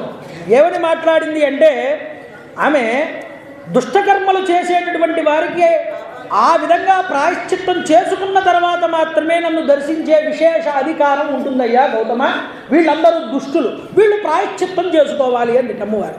ఏం చేసుకోవాలి అంటే ఏం చెయ్యాలన్నారు అంటే ఆవిడ అన్నది, వీరందరూ కూడా ఈ యొక్క బ్రహ్మగిరికి 11 ప్రదక్షిణాలు చెయ్యాలి. 11 ప్రదక్షిణాలు చేసి వాళ్ళందరూ కూడా గొప్పదైనటువంటి వ్రతాన్ని, శివవ్రతాన్ని ఆచరించాలి. అలా ఆచరిస్తే కానీ వాళ్ళకి ప్రాయశ్చిత్తం అనేటటువంటిది జరగదు అని చెప్పింది ఆవిడ. ఎంత దయాగుణమో చూడండి ఆవిడకి కూడా. వాళ్ళు అలాగే 11 ప్రదక్షిణాలు ఆ పర్వతానికి చేసి వచ్చేలోపు గౌతముడు ఏం చేశాడో తెలుసా అండి, అక్కడ ఒక తటాకాన్ని త్రవ్వాట. తటాకాన్ని తవ్వితే ఆవిడ కనిపించకుండా పోయింది. ఇప్పుడు ఈ ఒక తటాకాన్ని తవ్వి ఈ తటాకంలోకి రామ్మా అన్నాడు. మీరు అందుకనే త్రయంబకం వెళ్తే మీకు గోదావరి పాయ కనిపించదు. త్రయంబకంలో ఓన్లీ గుంటలు, నీటి గుంటల కింద తీర్థాలే కనిపిస్తాయి. కొండ మీద ఎక్కడో పుడుతుంది, మళ్ళీ నాసిక్ దగ్గర బయటపడుతుంది గోదావరి. అప్పటిదాకా మనకి గోదావరి కనిపించదండి. కాబట్టి ఎందుకు కనిపించలేదంటే ఈ దుష్టుల వల్ల ఆవిడ మాయమైపోయింది అక్కడ. అందుకని ఎక్కడ పాపాత్ములు ఉంటారో అక్కడ ఆ నదీ అమ్మ తల్లి యొక్క శక్తి నిష్కృతమైపోతుంది, ఆవిడ ఉండదు అక్కడ. అందువల్ల నదుల్ని కాపాడుకోవాలి, మనం ధర్మంగా ఉండాలి, అప్పుడే నదులు మనల్ని అనుగ్రహిస్తాయి.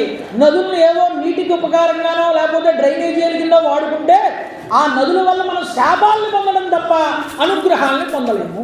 ఈ విషయాన్ని గుర్తుపెట్టుకోండి. పంట కాలువలుగా వచ్చే బోధులు కూడా గంగమ్మ తల్లి యొక్క నీరే. అది గుర్తుపెట్టుకుని వాటిని కలుషితం చేయకుండా ఉంచుకోవాల్సిన బాధ్యత మనకుంటుంది. ఈ విషయాన్ని గట్టిగా పట్టుకోవాలి మీరందరూ కూడా. మన పరిసరాలని, మన గంగమ్మ తల్లిని మనమే నీట్గా ఉంచుకోకపోతే ఇంకా ఆవిడ అనుగ్రహం మనకి రమ్మంటే ఎక్కడో పుష్కరాలకు 12 రోజులు నీట్గా ఉంచుతామండి, తర్వాత ఎప్పుడు ఉంచమంటే ఆవిడ అనుగ్రహం మనకి రమ్మంటే ఎక్కడి నుంచి వస్తుందండి. కాబట్టి ఏం చేశాడంటే గౌతముడు వీళ్ళు ప్రదక్షిణ చేసి వచ్చేలోపు ఒక గుంటను తవ్వాట. ఈ గుంటలోకి నువ్వు వచ్చి వాళ్ళని అనుగ్రహించమ్మా అన్నాట. అప్పుడు ఆవిడ ఆ గుంటలోకి వచ్చి నీటిని నింపింది గౌతమీదేవి యొక్క తన నీటితో. నింపితే ఆ తీర్థాన్ని ఏమన్నారు అంటే కుషావర్తము అన్నారు. త్రయంబకానికి వెళ్ళి దర్శనం చేసుకున్న వాళ్ళు ఎవరైనా సరే ఒక 1/2 కిలోమీటర్ నడిచి ముందరకు వెళ్తే ఇక్కడ కుషావర్తం అనే తీర్థం ఉంటుంది, చాలా ప్రసిద్ధి చెందినటువంటి తీర్థం.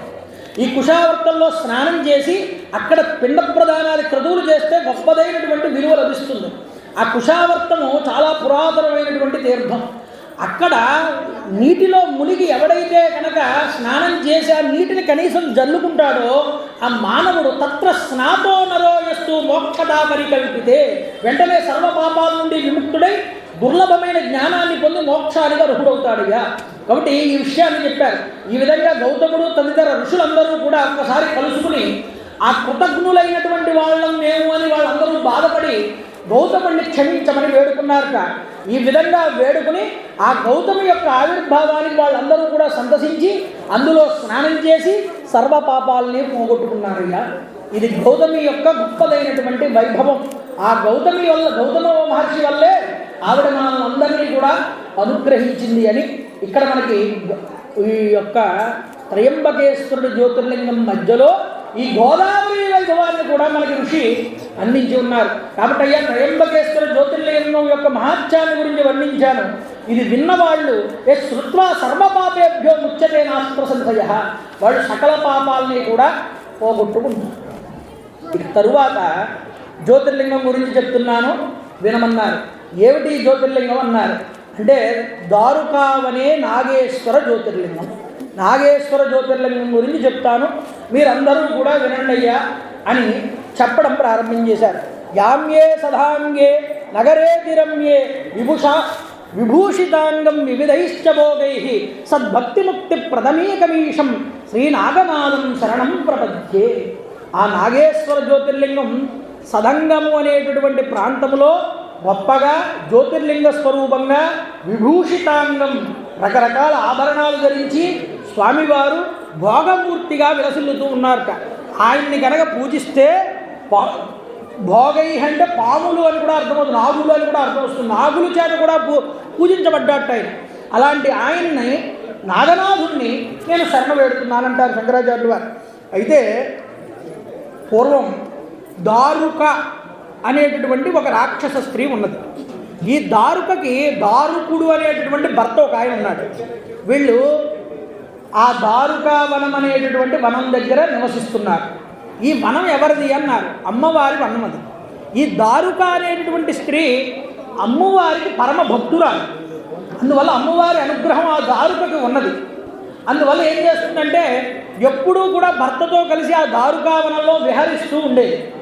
ఈ దారకుడు భార్య అమ్మవారి అనుగ్రహాన్ని పొందడం వల్ల యథేచ్ఛగా వీడు రాక్షసుడు కాబట్టి స్వతహాగా ఎన్నో తప్పులు చేస్తూ ఉండేవాడు. అందరినీ ఇబ్బంది పెడుతూ ఉండేవాడు. ఆ ప్రాంతంలో ఉన్న ప్రజలందరినీ కూడా బ్రాహ్మణుల్ని ఇబ్బంది పెడుతూ ఉండేవాడు. ఇలా ఉన్నటువంటి సమయంలో ఈ ప్రజలందరూ కూడా అక్కడ ఔర్వ మహర్షి అనేటటువంటి ఒక మహర్షి ఉన్నారు. ఆయన దగ్గరికి వెళ్ళి శరణు వేడారు.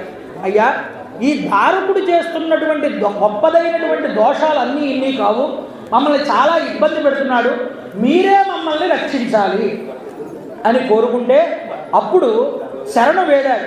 శరణు వేడితే అప్పుడు ఆ ఋషి అన్నారట, భూలోకంలో ఒక ధర్మం ఉన్నది. ఏమిటి అంటే ఎవరైనా సరే మేము బలవంతులము అనుకుని ఎవరినైనా కనుక హింసిస్తే ఆ హింసించినటువంటి వాడు ఎవరైతే ఉన్నాడో వాడు త్వరలోనే ప్రాణాలు కోల్పోతాడు. ఇది ఎప్పటికైనా జరిగి తీరుతుంది. కాబట్టి ఎదుటి వాడిని ఇబ్బంది పెట్టాలనుకున్న వాడికి ప్రాణం అనేటటువంటిది ఉండదు భూమి మీద ఎక్కువ కాలం.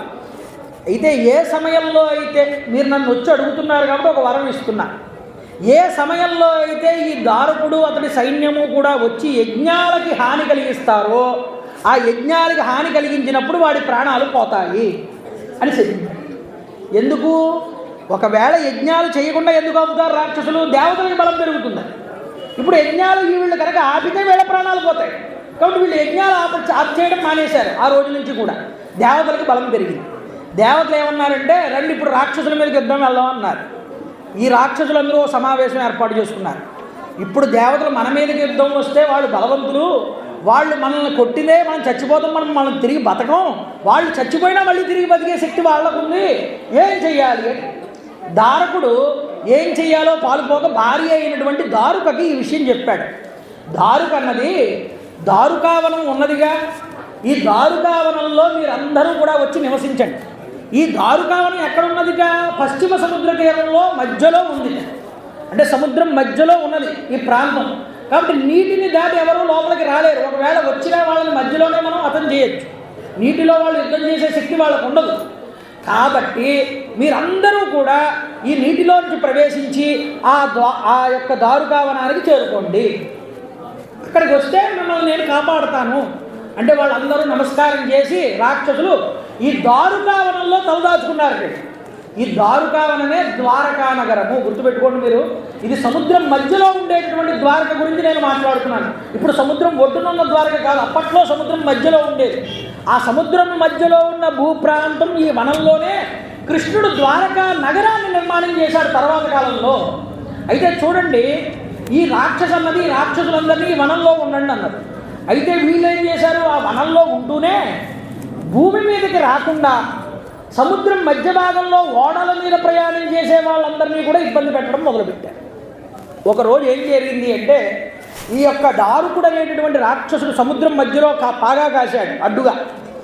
కొత్త నావలన్నీ కూడా వస్తున్నాయి సముద్రం మధ్యలో, పశ్చిమ తీర సముద్రం దగ్గరికి వస్తూ ఉంటే ఆ నావల్లో వస్తున్న వాళ్ళందరినీ పట్టుకుని బంధించి ఆ యొక్క దారుకావనంలోకి తీసుకుపోయి అక్కడ చెరసాల్లో బంధించాడు వీళ్ళందరినీ కూడా.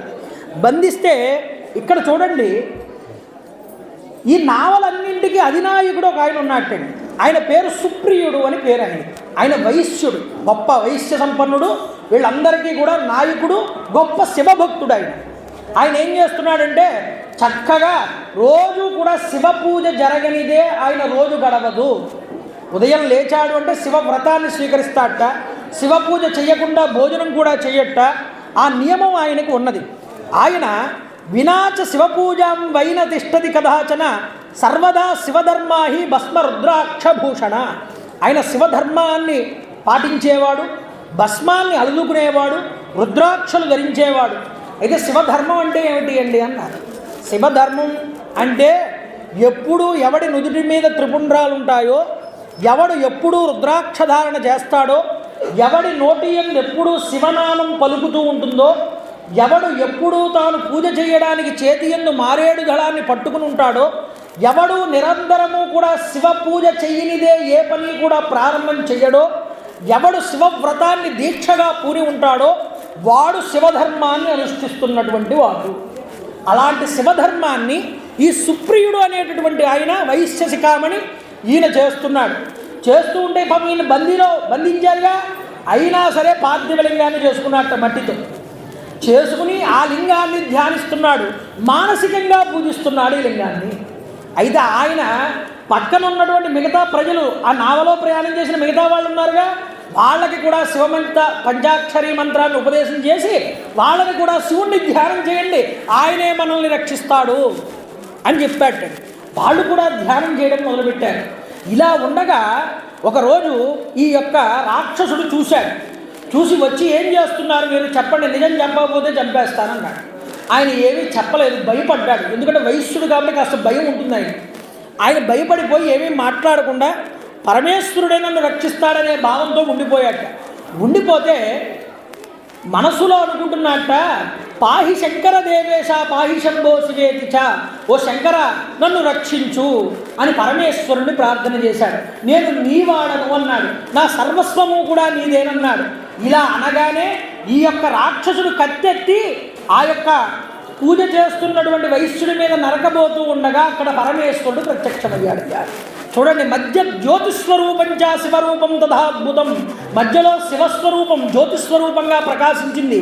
అద్భుతమైన శివరూపాన్ని చూసి వెంటనే ఆయన సాష్టాంగ నమస్కారం చేశాట వైశ్యుడు. పాశుపతాస్త్రం అనే అస్త్రాన్ని స్వయంగా ప్రయోగించే పరమేశ్వరుడు అక్కడ ఉన్నటువంటి ఈ దారకుడు మిగతా సైన్యాన్ని అంతటినీ నాశనం చేసి అన్నట్ట, ఇక మీద ఈ ప్రాంతం అంతా కూడా ధర్మం చేత పరిడవిల్లుతుంది. ఇక్కడ అందరూ సాధు పురుషులు ఉంటారు, 4 వర్ణాల వారు ఇక్కడ అందరూ ఎప్పుడూ కూడా సుఖంగా జీవిస్తూ ఉంటారు అనగానే ఈ దారుక కంగారు పడిపోయి పార్వతీదేవిని ప్రార్థన చేసి ఏం కావాలంది అమ్మవారు, ఇదిగోండి మా భర్తని చంపేశాడు మీ ఆయన గారు, ఇప్పుడేమో నేనేమో విధవనయ్యాను, నా చేతిలో రాజ్యం పోయింది, నా మాట వినేవాళ్ళు ఎవరూ లేరు, నన్ను ఇప్పుడేమో ఈ ప్రదేశాన్ని విడిచిపెట్టేయాల్సిందిగా పరమేశ్వరుడు ఆజ్ఞిస్తున్నాడు, ఇదంతా సత్పురుషులకి నిలయం అంటున్నాడు, నేను ఎక్కడికి పోవాలి, ఇన్నాళ్ళు నీ వనాన్ని నేను కాపాడానుగా, ఇదేనా నువ్వు నాకు ఇచ్చేటటువంటి వరం అని అడిగింది. పార్వతీదేవి నిలదీసింది ఈ రాక్షసు. ఇది ఆవిడనంది, నేనుండగా నిన్నెవరు ఏమనరే, నేను మాట్లాడతాను ఈశ్వరుడితో అని. ఆవిడ ఈశ్వరుడితో మాట్లాడింది. అమ్మవారు, ఏమండి మీరు ఇచ్చినటువంటి వరాన్ని సవరించుకోండి అని. ఏ పార్వతి అన్నాడు, ఏమీ లేదు, లోకంలో యుగాంతం వరకు కూడా మీరు చెప్పినటువంటి మాట జరగకూడదు, ఎందుకు అంటే అంతవరకు తమోగుణ ప్రధానమైన సృష్టి కూడా ఉండాలి. కేవలం సత్వగుణమే ఉంటే సృష్టి ముందరికి నడవదు. మీరు యుగాంతం అయిపోయే చివరిలో ఈ తమోగుణాన్ని పూర్తి నిర్మూలన చేసి అప్పుడు కావాలంటే సత్యయుగం వచ్చాక మీరు సత్వగుణాన్ని ప్రవేశపెట్టండి. అప్పటిదాకా ఈ ప్రాంతాన్ని ఈ యొక్క దారుకే పాలిస్తుంది. ఈ దారుకల చేతిలోనే రాక్షసం మళ్ళీ వంశం వృద్ధి చెందుతుంది.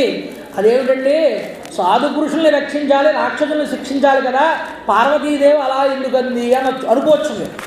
అమ్మ ఎవరికైనా అమ్మే, వాడు దుష్టుడైనా వాడు మంచివాడైనా ఇద్దరినీ సరిగ్గా చూసేది ఒక అమ్మాయినండి, మరొకళ్ళు కాదు. ఆ ప్రేమ అలాంటిది.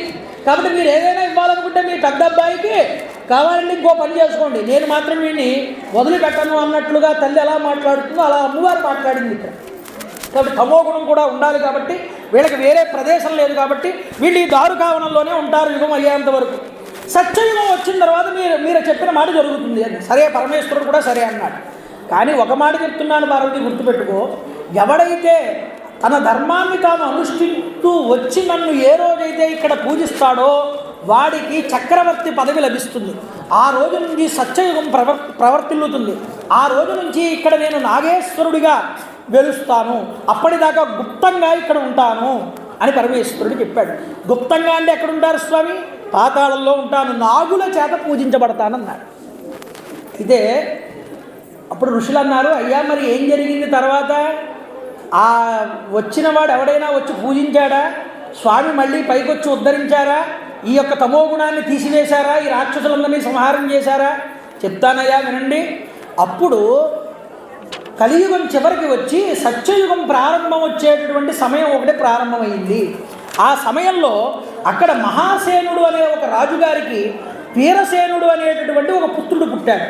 ఆ వీరసేనుడు చాలా ధర్మాత్ముడు. ఆయన పరమేశ్వరుడి యొక్క పార్థివలింగాన్ని 12 సంవత్సరాల పాటు గొప్పగా పూజ చేశాడు. పూజ చేస్తే ఒకరోజు శంకరుడు సాక్షాత్కరించి అన్నాడు ఆ వీరసేనుడితో, నాయన నువ్వు ఒక కర్రతో చేప ఆకారంలో ఉన్నటువంటి ఒక పడవను సిద్ధం చేసుకో, దానికి సీసంతో పూత పూయి, దాని మీద నువ్వు ఎక్కు, నేను నా యోగమాయని నీకు ఇస్తాను, ఆ యోగమాయని కూడా పడవెక్కించుకో, నీతో పాటు కొంతమంది సైన్యాన్ని కూడా పడవెక్కించుకో. ఆ పడవ మీద మీరు ఏం చేస్తారంటే పశ్చిమ సముద్ర తీరం దగ్గరికి రండి, అక్కడ దారుకావనం అనేటటువంటి ఒక వనం ఉన్నది, ఆ వనంలోకి మీరు రండి, వస్తే నేను నిన్ను అక్కడ అనుగ్రహిస్తానన్నాను. అనుగ్రహిస్తాను అనగానే చూడండి, పశ్చిమ సముద్రంలో ఆ ద్వీపానికి వీళ్ళందరూ కూడా వెళ్ళారండి. వెళ్తే అక్కడ నమస్కారం చేస్తే చూడండి, అక్కడికి ఆ ద్వారకావనంలో అడుగు పెట్టగానే ఒక బిలం కనిపించిందండి. ఎవరికి? ఈ వీరసేన మహారాజు గారు. ఆ బిలంలోకి ప్రవేశించాడు. ప్రవేశించగానే అక్కడ ఒక లింగం కనిపించింది. ఆ లింగాన్ని తాను పూజించాడు. ఆయన శివభక్తుడు కదా. పూజించగానే ఈశ్వరుడు ప్రత్యక్షమై ఆయనకి పాశుపతాస్త్రాన్ని ఇచ్చాడు.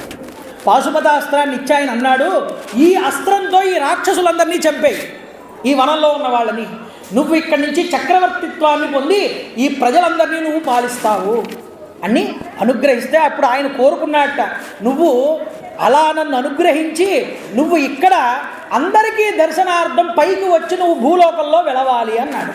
అంటే తప్పకుండా వెలుస్తానని మాట ఇచ్చి ఆ తర్వాత ఈ మ్లేచ్చులందరినీ సంహారం చేసిన తర్వాత ఈ వీరసేనుడు ఈ లింగాన్ని ఆ ఒడ్డుకు తీసుకువచ్చి భూభాగం మీద ప్రతిష్ఠించాడు.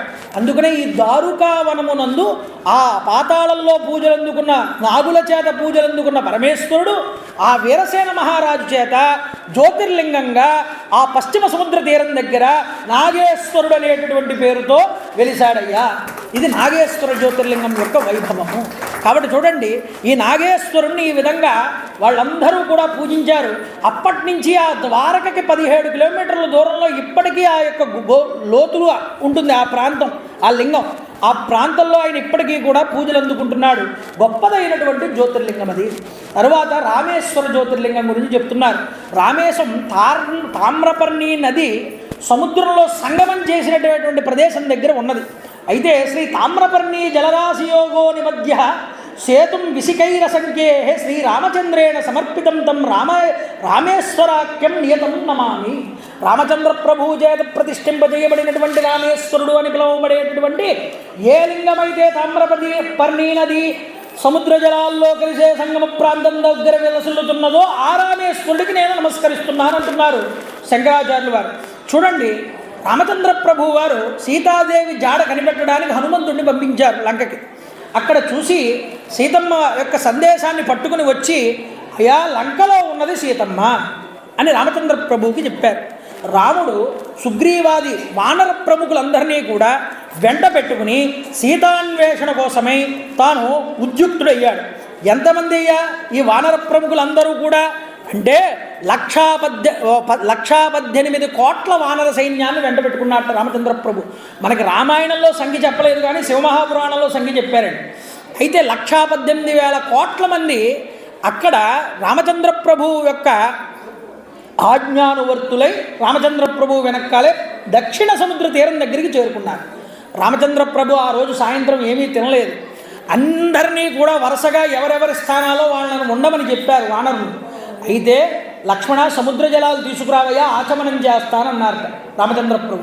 తీసుకొచ్చారు. తీసుకొస్తే ఇప్పుడు ఏం చెయ్యాలి? ఇక్కడ వేరే మార్గం ఉందా లంకకి వెళ్ళాలంటే? అంతా సముద్ర జలాలే. ఇప్పుడు మనం ఏం చెయ్యాలి అంటే సేతువు నిర్మాణం చెయ్యాలండి అన్నాడు సుగ్రీవుడు మొదలైనటువంటి వాడు. ఈ సేతువుని ఎలా నిర్మాణం చెయ్యాలి అని మనకి పరమేశ్వర అనుగ్రహం కావాలనుకున్నట్ట రామచంద్ర ప్రభు వారు. వెంటనే నేను ఇక్కడ శివలింగాన్ని ప్రతిష్ఠించాలనుకుంటున్నానన్నారు. అనుకుని అక్కడ ఈ లింగాన్ని పార్థివలింగాన్ని చేసి రామచంద్ర ప్రభు వారు ఆ ఈశ్వరుణ్ణి ప్రార్థన చేశారు. ప్రార్థన చేస్తే మనకి పరమేశ్వరుడు అక్కడ రామచంద్ర ప్రభువుని అనుగ్రహించి ప్రత్యక్షమయ్యారు. రామ, నీ యొక్క కార్యమునందు నువ్వు సఫలీకృతుడు అవుతావు. నిన్ను ఇంత దూరం కూడా ఇలా నడిపించింది నేనే, కాబట్టి నీకు తప్పకుండా సీత దొరుకుతుంది. నువ్వు రావణాసురుడి యందు విజయాన్ని సాధిస్తావు. నిన్నటి రోజు వైద్యనాథ జ్యోతిర్లింగం గురించి చెప్తూ నారదుడి యొక్క చేష్టితం వల్ల ఏం జరిగింది? రావణాసురుడు శపించబడ్డాడు స్వామి సాక్షాత్తు శివుడి చేత. ఆ శాపం ఈరోజు నెరవేరబోతున్నది. అందువల్ల నువ్వు రావణాసురుడిని నిర్జిస్తావు, నువ్వు సీతను పొందుతావు, నిన్ను అనుగ్రహిస్తున్నాను, నువ్వు యథేచ్ఛగా సేతు నిర్మాణం చెయ్యి అని స్వామివారు చెప్పి ఏం వరం కావాలో కోరుకో అన్నారు. అంటే స్వామి అన్నారు, భక్తులందరినీ నువ్వు అనుగ్రహించడానికి ఇక్కడ జ్యోతిర్లింగ రూపంలో వెలవయ్యా అని కోరుకుంటే ఆయన ఆ రోజు అక్కడ వెలిశాడు. ఇదే మాటని వాల్మీకి రామాయణంలో రామచంద్ర ప్రభు వారు సీతాదేవిని పుష్పక విమానం ఎక్కించుకుని ఆ లంక నుంచి తీసుకువచ్చేస్తూ ఉన్నటువంటి సమయంలో ఈ పార్థివలింగాన్ని పూజించిన ప్రదేశంలో జ్యోతిర్లింగం వెలిసి ఉండడాన్ని చూసి అమ్మవారితో అంటాడు, అత్ర పూర్వం మహాదేవ ప్రసాదమకరో ప్రభు అన్నాడు. ఇంతకు పూర్వం నన్ను సేతువు నిర్మించుకుని ఇక్కడికి అనుకున్నప్పుడు పరమేశ్వరుడు నాకు ఇక్కడ ప్రసాదాన్ని ఇచ్చాడు, అనుగ్రహించాడు నన్ను. అదిగో ఆ జ్యోతిర్లింగాన్ని చూడు ఓ సీత అని ఆ జ్యోతిర్లింగాన్ని చూపించినట్లు కూడా మనకి వాల్మీకి రామాయణంలో మనకి కనిపిస్తుంది. అంతేకాదండి, కల్పాంతరాల్లో కూడా కథ చెప్తారు. రావణ వధ అయిన తర్వాత కూడా రామచంద్ర ప్రభువు వారు బ్రహ్మహత్యాపాతకం పోగొట్టుకోవడానికి అక్కడ ప్రతిష్ఠ చేద్దామనుకున్నారని ఆలస్యమైందని ఇప్పుడు హనుమంతుల వారిని పంపించారు కాశీకి. ఆయన రావడం ఆలస్యమైందని ఋషుల్ని అడిగి అక్కడ సైకతలింగాన్ని చేశాడని, ఆయన ఈలోపు అంత రానే వచ్చాడని ఆయన స్థానంలో వేరే లింగాన్ని ప్రతిష్ఠించడం చూసి హనుమ బాధపడితే హనుమలింగాన్ని కూడా అక్కడ ప్రతిష్ఠింపజేశారని, సీతాదేవి కూడా లింగాన్ని ప్రతిష్ఠింపజేసిందని మనకి చూపిస్తారు. అది లక్ష్మీకల్పంలో జరిగినటువంటి కథ. కానీ కూర్మ పురాణంలోను శివమహాపురాణంలోను ముందుగానే శివుణ్ణి ప్రతిష్ఠించి ఈశ్వరానుగ్రహాన్ని పొందాడు రాముడు సేతువు నిర్మించకముందే అని మనకి స్పష్టంగా చూపించి ఉన్నది. కాబట్టి రామేశ్వరలింగం చాలా పురాతనమైనది. రామానుగ్రహాన్ని పరబ్రహ్మ యొక్క అనుగ్రహాన్ని పొందాలి అంటే ఈ రామేశ్వరుణ్ణి పూజించి తీరాలి. అందుకనే ఇది శైవ వైష్ణవులకి కూడా ఆరాధనీయమైనటువంటి క్షేత్రం, సేతు బంధనం కలిగినటువంటి క్షేత్రం. ఇక్కడ స్నానం చేసి ఈశ్వరుణ్ణి పూజిస్తే, ఈశ్వరుడికి గంగాజలాలతో అభిషేకం చేస్తే సర్వ ఉత్కృష్టమైనటువంటి అనుగ్రహము కూడా కలుగుతుంది. అక్కడే కోదండరామాలయము అని ఉంటుంది, 8 కిలోమీటర్లు ఈ రామనాథ క్షేత్రానికి. అక్కడ విభీషణుణ్ణి అనుగ్రహించారు రామచంద్ర ప్రభు. ఎప్పటికీ వెళ్తే మీకు చూపిస్తారు, 21 బావులు స్నానం చేయిస్తారు, తీర్థాలు ఉంటాయి అక్కడ. రామతీర్థం అని ఉంటుంది ప్రత్యేకంగా, అక్కడ స్నానం చేయమంటారు. ఎక్కడ చూసినా ధనుష్కోటి అని ఉన్నది, అక్కడే మొట్టమొదట ఈ సేతువుకి నిర్మాణం జరిగింది, అది ధనుస్సాకారంలో ఉన్నది అని చూపిస్తారు. ఇలాగ రామేశ్వర జ్యోతిర్లింగాన్ని చూస్తే రాముడు నడిచాడినటువంటి భూమి అని మనం ఇప్పటికీ కూడా అక్కడికి వెళ్ళి ఆ దృశ్యాల్ని మనం చూడొచ్చు. ఉదయం 5 గంటలకి అక్కడ చేసేటటువంటి స్ఫటికలింగానికి అభిషేకం నభూతో నా భవిష్యతి. ఆ స్ఫటికలింగ దర్శనం చేయాలంటే ఆ అభిషేకం సమయంలోనే వెళ్ళి మనం దర్శనం చేయగలగాలి, తర్వాత మనకి దర్శనం ఉండదు. అటువంటి రామేశ్వరుడు. ఈ రామేశ్వరం అయిన తర్వాత చిట్ట చివర జ్యోతిర్లింగం గృష్ణేశ్వర జ్యోతిర్లింగము. ఈ గృష్ణేశ్వర జ్యోతిర్లింగం గురించి చెప్తున్నారు చూడండి. ఇలాపురే రమ్యే విశాలకేస్మిన్ సముల్ల సంతంచ జగద్వరేణ్యం వందే మహోదారతర స్వభావం గృష్ణేశ్వరాఖ్యం శరణం ప్రపద్యే. ఇలాపురము అనేటటువంటి ప్రదేశం ఇది కూడా మహారాష్ట్ర ప్రాంతంలోనే ఉన్నది. గృష్ణేశ్వర జ్యోతిర్లింగం అని మనం పిలుస్తాం ఇప్పటికీ. కైలాస శివాలయం ఎక్కడైతే ఉన్నదో ఎల్లోరా గృహలు, దానికి ఆనుకుని ఉంటుంది ఈ జ్యోతిర్లింగం. చాలా గొప్పదైనటువంటి శక్తివంతమైనటువంటి జ్యోతిర్లింగం. దీని గురించి ఒక కథ చెప్తారు, ఐతిహ్యం. ఏమిటి అంటే, పూర్వం దేవగిరి అనేటటువంటి పర్వతం ఉన్నదటండి. ఆ దేవగిరి పర్వతం దగ్గరలోనే సుధర్ముడు అనేటటువంటి భరద్వాజ గోత్రీకుడైనటువంటి ఒక బ్రాహ్మణుడు ఉన్నాడు. ఆయన సకల ధర్మవేత్త, వేద మార్గాన్ని అవలంబించేటటువంటి వాడు. ఆయనకి సుదేహ అనేటటువంటి ఒక భార్య ఉన్నది.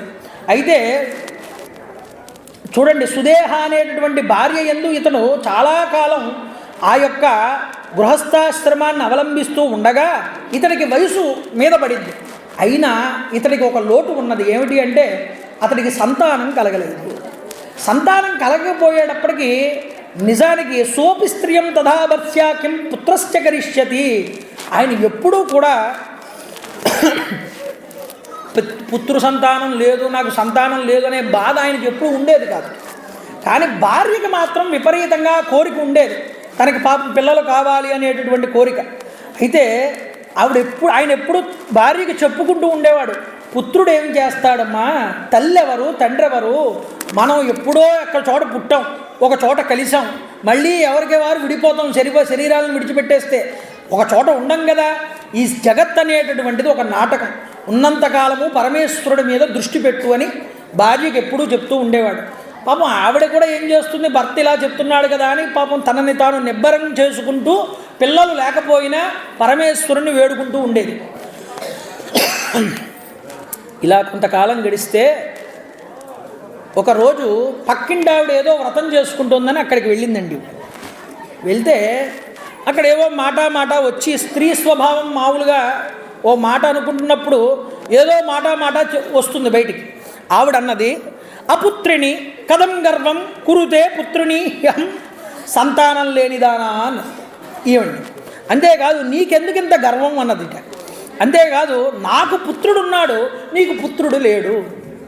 రేపన్న రోజు మా ఆస్తి అనుభవించడానికి ఒకడున్నాడు, కానీ రేపన్న రోజు మీ ఆస్తి అంతా ఏమవుతుందో తెలుసా, రాజుల పాలవుతుంది, రాజులు అనుభవిస్తారు తర్వాత మీ ధనాన్నంతటినీ కూడా అని గర్వంగా మాట్లాడిందిట.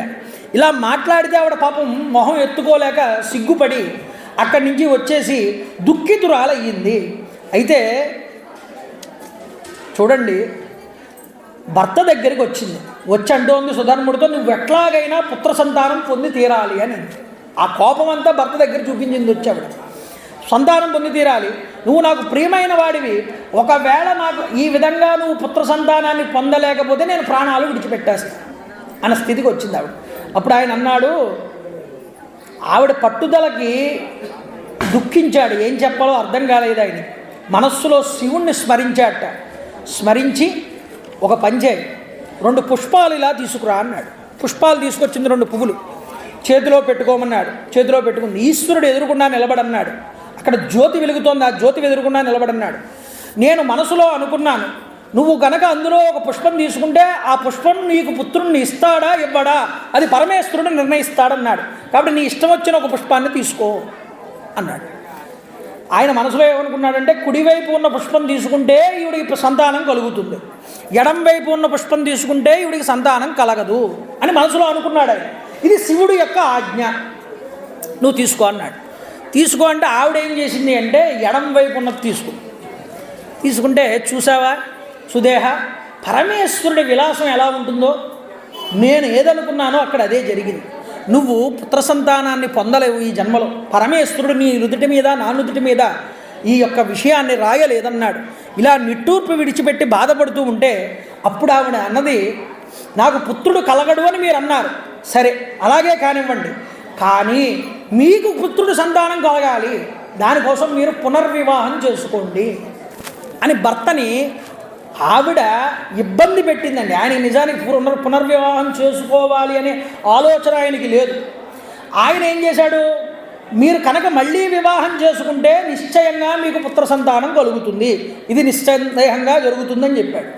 ఆయన అన్నాడు, తద్వియంచ మదీయంచ సర్వం దుఃఖం గతం ధ్రువం. ఓ ప్రియ, ఓ సుదేహ, నీ దుఃఖం నా దుఃఖం, ఎప్పుడూ గుర్తుపెట్టుకో. ఇది సమస్త దుఃఖాలు కూడా తొలగిపోయి పోతాయి, ఇది నిశ్చయం.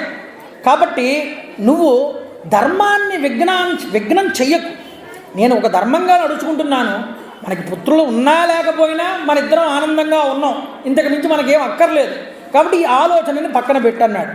అప్పుడు ఆవిడన్నది, ఈయన ఈ విధంగా వారిస్తూ ఉన్నా సరే ఒప్పుకోలేదుటండి. ఆవిడన్నది, ఇచ్చేవం వారితాసాచ స్వమాతు పుత్రికాంతదా, మా తల్లిగారి యొక్క కూతురైనటువంటి నా చెల్లెలైనటువంటి గుష్మ అనేటటువంటి నా యొక్క చెల్లెల్ని మీరు వివాహం చేసుకోండి అని చెప్పింది, తన చెల్లెల్నే. అయితే ఇలా చెప్పి, ఇదానేం వదసి త్వంచ మత్ ప్రియేయం తత్ పునః, నాకు ప్రియమైనటువంటి భార్య కలదగినటువంటి నేను చెప్తున్నాను, ఆవిడ్ని నువ్వు స్వీకరించు, నీకు చాలా మంచి భార్య అవుతుంది నా చెల్లెలు. కాబట్టి ఆవిడ యందు నువ్వు పుత్రుల్ని పొందితే నాకు పుత్రులు పుట్టినంత ఆనందాన్ని నేను పొందుతాను అని చెప్పింది. అంటే ఇప్పుడు చూడండి, ఆయన అన్నాడు, నువ్వు ఇప్పుడు ఇలా అనుకుంటున్నావు, కానీ ఒకవేళ నిజంగా నీ చెల్లెల యందు నాకు కనుక సంతానం కలిగి ఒక పుత్రుడు జన్మిస్తే ఆ తర్వాత నీ ఆలోచన మారుతుంది. ఓ సుదేహ, గుర్తుపెట్టుకో, ఈ మాటలు నువ్వు అనద్దు, నేను అంగీకరించను అన్నాడు. అప్పుడు ఆవిడన్నది, నువ్వు వివాహం ఆడాలి, నేను ఆజ్ఞాపిస్తున్నాను అన్న. చూడండి, ఇలా అంటే సరే, గుష్మ అనేటటువంటి యువత తన చెల్లెల్ని పిలిపించింది, యథావిధిగా తన భర్తకిచ్చి వివాహం చేయించింది. వివాహం చేసుకున్న తర్వాత ఆ సుదేహతో అంటున్నాడు, ఓ ప్రియురాల, ఓ పాపమెరుగునటువంటి దాన, ఈమె నీకు చెల్లెలు సుమా, ఈవిడితో ఎప్పుడూ కలహాలు పెట్టుకోవద్దు. ఎందుకు అంటే ఈ వ్యక్తి నీ వ్యక్తి అంటే నీ చెల్లెలు, కాబట్టి నువ్వేమీ కూడా ఆవిడ యందు దోషాన్ని చూడకుండా ఆవిడతో చక్కగా ఉండి ఆవిడ్ని కూడా పోషిస్తూ ఉండు. అంటే అధికారం అంతా పెద్దవారి చేతికి ఇచ్చాడు పాపం ఆయన, పెళ్ళైనా సరే ఆవిడ్ని కూడా ఇంట్లో ఒక వ్యక్తిగా నీతో సమానంగా చూడమని చెప్పాడు. చూడండి, సుదేహ చెల్లి అయినటువంటి గుష్మకు కూడా తన దాసీ వలె సేవ చేసి విరోధాన్ని వీడి రాత్రింపవళ్ళు ప్రేమతో ఉన్నది. పాపం ఆవిడ కూడా సరే అని చెప్పి సేవ చేసింది చెల్లికి చాలా కాలం. అయితే గుష్మ అక్కగారి అనుమతి పొంది ప్రతిరోజు ఒక పని చేసేది. చెల్లెలు ఏం చేసేది అంటే 101 శివలింగాలు, పార్థివలింగాలను చేసేది మట్టితో, వాటిని పూజిస్తూ ఉండేది. వాటిని పూజిస్తూ మొత్తం షోడశోపచార పూజ అంతా అయిపోయిన తర్వాత అక్కడే దగ్గరలో ఉన్న ఒక తటాకం దగ్గరికి వెళ్ళి కొలంలో ఈ లింగాలన్నీ ఐక్యం చేసేది. రేపు అందరూ మీరు వెళ్ళి కలుపుతారు కదా, అలాగే ఈవిడ కూడా కలుపుతూ ఉండేది. అలా ఆ పార్థివలింగాలన్నింటినీ కూడా ఇలా కలుపుతూ ఉండగా ఏం జరిగింది అంటే, రోజు ఇలా శంకరుని పూజిస్తూ ఉండగా సమస్త కోరికల్ని తీర్చేటటువంటి ఆ పరమేశ్వరుడు యొక్క పార్థివలింగ పూజ 1,00,000కి చేరింది అన్నారు. అంటే రోజు 101 లింగాల కింద చేస్తూ ఆవిడ 1000 రోజులకి గాను 1,00,000 పార్థివలింగాలని పూర్తి చేసింది. ఇలా పూర్తి చేయగానే ఈశ్వరానుగ్రహం వల్ల భాగ్యవంతుడైన ఒక పుత్ర సంతానాన్ని పొందింది. ఆవిడికి మంచి సంతానం కలిగింది. చూడండి, గుష్మకి తం దృష్ట్యా పరమప్రీత స విప్రో ధర్మవిత్తమ, ఆ బాలుణ్ణి చూసుకుని తండ్రి అయినటువంటి సుధర్ముడు చక్కగా ఆనంద చికితుడైపోయాడు, పరమానందాన్ని పొందాడు, ఎన్నో దానాలు చేశాడు, ఎన్నో క్రతువులు చేశాడు ఇంటిలో. సుదేహ మాత్రం గుష్మ మీద తీవ్రమైనటువంటి కోపాన్ని పొందింది. అప్పటిదాకా బాగానే ఉంది, పుత్రుడు కలగనంత వరకు కూడా. కానీ ఇప్పుడు ఎందుకు కోపం వచ్చింది అంటే, ఎవ్వరూ పెద్ద భార్యని పట్టించుకోవట్లేదు, అందరూ చిన్నవారి దగ్గరికి వెళ్తున్నారు, ఆవిడ పిల్లాడిని తీసుకుంటున్నారు, ముద్దాడుతున్నారు, ఆ పిల్లాడిలో సుధర్ముడిని చూస్తున్నారు, మీ పోలికలే అంటున్నారు. అందరూ వీళ్ళిద్దరినే బాగా చూస్తూ వీళ్ళని తక్కువగా చూస్తున్నాడన్నంత భావన ఆవిడకి కలిగింది. నిజానికి ఇక్కడ వ్యాస మహర్షి వారు అంటారు, అంతలా పుత్ర సంతానం కలిగి అంత ఆనందంగా ఉన్న పెద్ద భార్య స్థానాన్ని ఎప్పుడూ తక్కువ చేయలేదు సుధర్ముడు అని చెప్పాడు. కానీ భావం కలిగింది ఎవరికి? పెద్దవారికి. అంటే స్త్రీ స్వభావం ఎలా ఉంటుందో ముందుగానే లెక్క వేసి ఇది వద్దు, ఇది నీకు మంచిది కాదు అని భర్త ముందుగానే చెప్పాడు. కానీ ఆవిడికి ఎక్కలేదు మనిషికి, ఆ మనసుకి. అయితే పిల్లాడు పెరిగి పెద్దవాడు అవుతున్నాడు, అతనికి వివాహం చేసేటటువంటి సమయం ఆసన్నమైంది.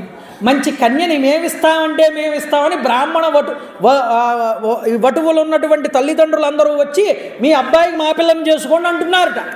అలా అంటున్నటువంటి సమయంలో మంచి ఒక కన్యని చూసి అతడికి వివాహం చేశాడు సుధర్ముడు. వివాహం అయింది, కాళ్లపారాణి ఇంకా ఆరలేదు. ఆ యువతి ఇంటిలోకి వచ్చి రోజు కూడా మామగారు చెప్పారు, మీ అత్తగారిని నువ్వు గౌరవించినా గౌరవించకపోయినా మీ పెద్ద అత్తగారిని మాత్రం నువ్వు గౌరవించాలి సుమా అంటే, నిజంగా ఆవిడ కూడా వచ్చిన ఆవిడ తన భర్తని తన మామగారిని ఆ పెద్దత్తగారిని కూడా పాపం చాలా దైవంగా భావన చేస్తూ ఆవిడ రోజు పూజించేది. ఇలా పూజలు అందుకోవడం కూడా ఆవిడకి అసూయగానే ఉండేదిట. ఎందుకంటే నా భర్త నేనెక్కడ బాధపడతానో నన్ను ఇలాంటి భావనలని చేసి నాకు ఇలా గౌరవాన్ని ఇప్పిస్తున్నాడు, కానీ వాళ్ళ స్వతహాగా వచ్చిన గౌరవం కాదు ఇలా అనుకుంటుంది ఆవిడ. చూడండి ఎంత దారుణమైనటువంటి స్థితిలోకి వెళ్ళిందో ఆవిడ.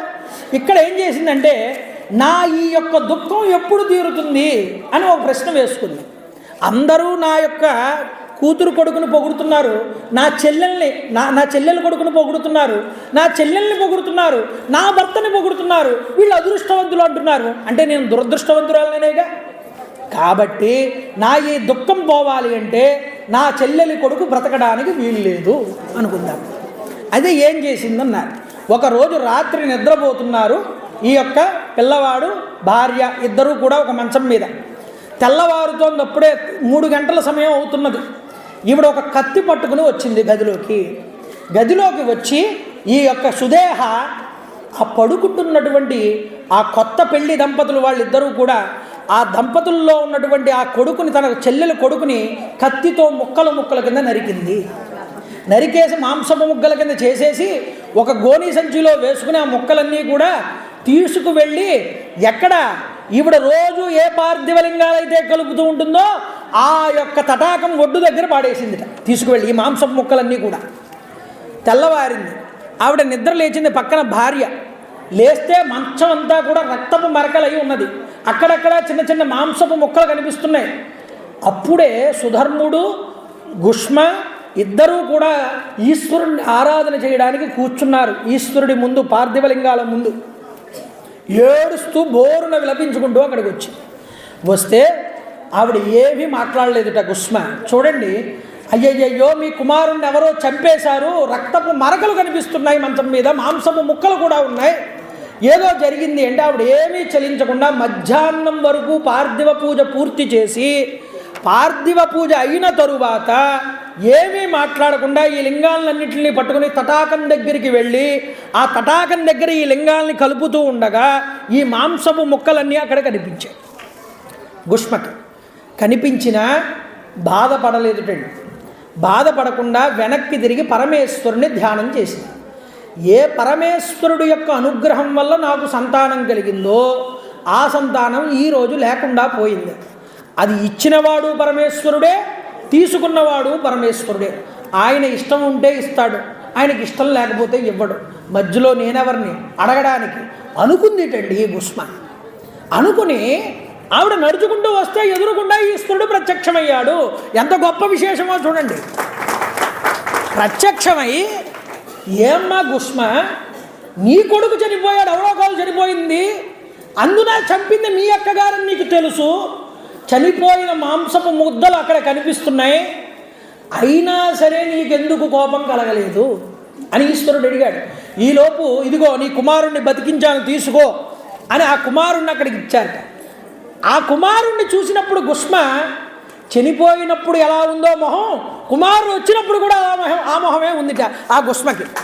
ఆశ్చర్యపోయాడు ఈశ్వరుడు. ఇంకా నీ కుమారుడు పోయినప్పుడు కూడా నీ మొహం అలాగే ఉంది, ఇప్పుడు కూడా బతికించినప్పుడు కూడా ఇలాగే ఉంది, ఏమిటి గుష్మ అన్నారు. అయ్యా, ఇచ్చేవాడివి నువ్వు, నేను అడిగానా నిన్ను పుత్ర సంతానం ఇమ్మని? నేను నీ అనుగ్రహాన్ని పొందిన తర్వాత నీ అనుగ్రహం ఎందుకు వ్యర్థమవుతుంది అనే నమ్మకంతో ఉన్నాను కానీ మరొకటి కాదయ్యా. ఈశ్వరుడితో ఆవిడ చెప్పింది. అప్పుడు ఆయన అన్నాడు, కనీసం నీ అక్క మీద నీకు కోపం రాలేదా అని అడిగాడు ఈశ్వరుడు. నాకే కోపం వచ్చింది ఓ గుష్మా, నీకెందుకు కోపం రాలేదు? నిజంగా మా అక్క అలా చెయ్యకపోతే ఈరోజు నీ దర్శనం నాకు అయ్యేదా స్వామి అని ఈవిడ కూడా అడిగింది. చూడండి, మా అక్క అంత ధన్యురాలు మరొకటి లేదు. ఆవిడ ఆ అనుగ్రహంతోనే నీవు నాకు ఈరోజు దర్శనం ఇచ్చావు. కాబట్టి ఆహా, ఎంతటి గొప్పదానివి గుష్మా నువ్వు. నిజానికి నా అంతటి వాడికి దైవ సంభూతుడై ఉన్నటువంటి నాకే కోపం వచ్చింది మీ అక్క చేస్తే ఆ పని. నీకు రాలేదు అంటే నువ్వు నిజానికి నా అనుగ్రహాన్ని పరిపూర్ణంగా నువ్వు పొందావు. పరమేశ్వరుడికి ఎందుకు వస్తుందంటే ఆయన పరీక్షించాడు. ఆ పరీక్షకి గుష్మ నిలబడగలిగింది అలాగా. కాబట్టి ఆ నమ్మకం, పరమేశ్వరుడు ఇస్తే ఆయన ఇవ్వాలి, లేకపోతే ఇంకొకటి ఎవరు ఇస్తాడు మనకి? ఇస్తే ఆయన ఇస్తాడు, తీసుకుంటే ఆయన తీసుకుంటాడు. ఆయన నా శరీరాన్ని కూడా తీసుకోగలిగిన హక్కు ఆయనకున్నది. నేను ఆయన సొత్తు నిలబెట్టుకుంటాడా తీసేసుకుంటాడా ఆయన ఇష్టము. ఆ స్థితికి వెళ్ళిందండి గుష్మ. నీ భక్తికి మెచ్చాను, నువ్వు ఇంకొక వరం కోరుకో, నీ బిడ్డని కాపాడడమే కాదు నీకు ఇంకో వరం ఇవ్వాలనుకుంటున్నాను అంటే ఆవిడ అన్నది, నువ్వు నిజంగా నన్ను అనుగ్రహించాలి అంటే నువ్వు జ్యోతిర్లింగ స్వరూపంలో ఈ తటాకం దగ్గరే నువ్వు వెలవాలి, అందరినీ నన్ను అనుగ్రహించినట్టు నువ్వు అనుగ్రహించాలి అని కోరుకుందండి. అందువల్ల ఆ రోజు పరమేశ్వరుడు మంత్రముగ్ధుడై ఆ గుష్మని అనుగ్రహించి, అయితే నువ్వు నాకో వరం ఇయ్యి అన్నాడు. ఏమిటండి? నేను మీకు వరం ఇచ్చేది ఏమిటండి? కాదు, నీ పేరుతో నేను వెలుస్తాను ఇక్కడ అన్నాడు పరమేశ్వరుడు. అందువల్ల ఈ రోజు నుంచి నేను ఇక్కడ గుష్మేశ్వర జ్యోతిర్లింగంగా ఇక్కడ పిలువబడతాను అందరి దగ్గర కూడా అని ఇప్పటికీ కూడా తటాకం అక్కడ మనకి కనిపిస్తుంది. పరమేశ్వరుడు యొక్క జ్యోతిర్లింగం మనకి కనిపిస్తుంది. ఆ గుష్మ చేసినటువంటి ఆ తపస్సు, ఆ ఆరాధన అక్కడికి వెళ్తే మనం మరిచిపోతాము. అప్పుడు అంత గొప్పదైనటువంటి గుష్మేశ్వర జ్యోతిర్లింగం అయ్యా, ఇది ఇక్కడ జ్యోతిర్లింగ రూపంలో ఆవిర్భవించింది అని మనకి 12 జ్యోతిర్లింగ కథలన్నింటినీ కూడా చెప్పారు. నేను ఎంతో సవిస్తరంగా చెప్పడానికి ప్రయత్నం చేయాలనుకున్న సమయాభావం వల్ల ఎక్కడైనా వదిలేసి ఉండుంటే అయ్యయ్యో వీడు సమయం లేక వదిలేశాడని అనుకోండి తప్ప మరొక భావంగా భావించవద్దు. ఇంతటి అవకాశం ఇచ్చారు మీ గ్రామ ప్రజలందరూ కూడా. శివమహాపురాణంలో కోటి రుద్ర సంహిత అని ఒక సంహిత, అందులో ఈ 12 జ్యోతిర్లింగాల యొక్క చరిత్ర అంతా కూడా చాలా గొప్పగా వర్ణించబడి ఉన్నది. నాకు తెలిసినంతలో నా భావం ఏమిటి అంటే శ్లోకములతో కూడుకున్నటువంటి మూల గ్రంథాన్ని మీకు తెలియజేయాలి యథాతథంగా. ఆ భావంతో కూర్చుని చెప్పాను తప్ప మరొక భావం కాదు. నాకన్నా అందరూ ఎంతోమంది పెద్దలు ఇక్కడ ఉన్నారు. వారందరికీ కూడా నా యొక్క శిరస్సు తాటించి నమస్కారం చేస్తూ ఇంతటి అవకాశం ఇచ్చిన మా అన్నగారైనటువంటి ఆ జంఝాల గంగాధర శర్మ గారికి కూడా నా కృతజ్ఞతల్ని ఆవిష్కరింపజేసుకుంటూ, ఎందుకంటే తాళ్లపూడికి నాకు అవినాభావ సంబంధం, ప్రతి కార్యక్రమానికి నేను ఇక్కడికి వచ్చాను.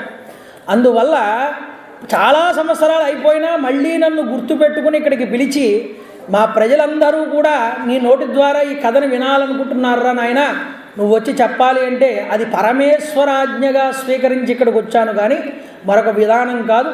అంత గొప్పదైనటువంటి తిలసోమేశ్వర స్వామివారి అనుగ్రహం మీ అందరికీ ఉండాలని మనస్ఫూర్తిగా భావన చేస్తూ మంగళాశాసనపరై పదాచార్య పురోగమై సర్వైశ్చ పూర్వైరాచార్యై సకృతాయాస్తు మంగళం.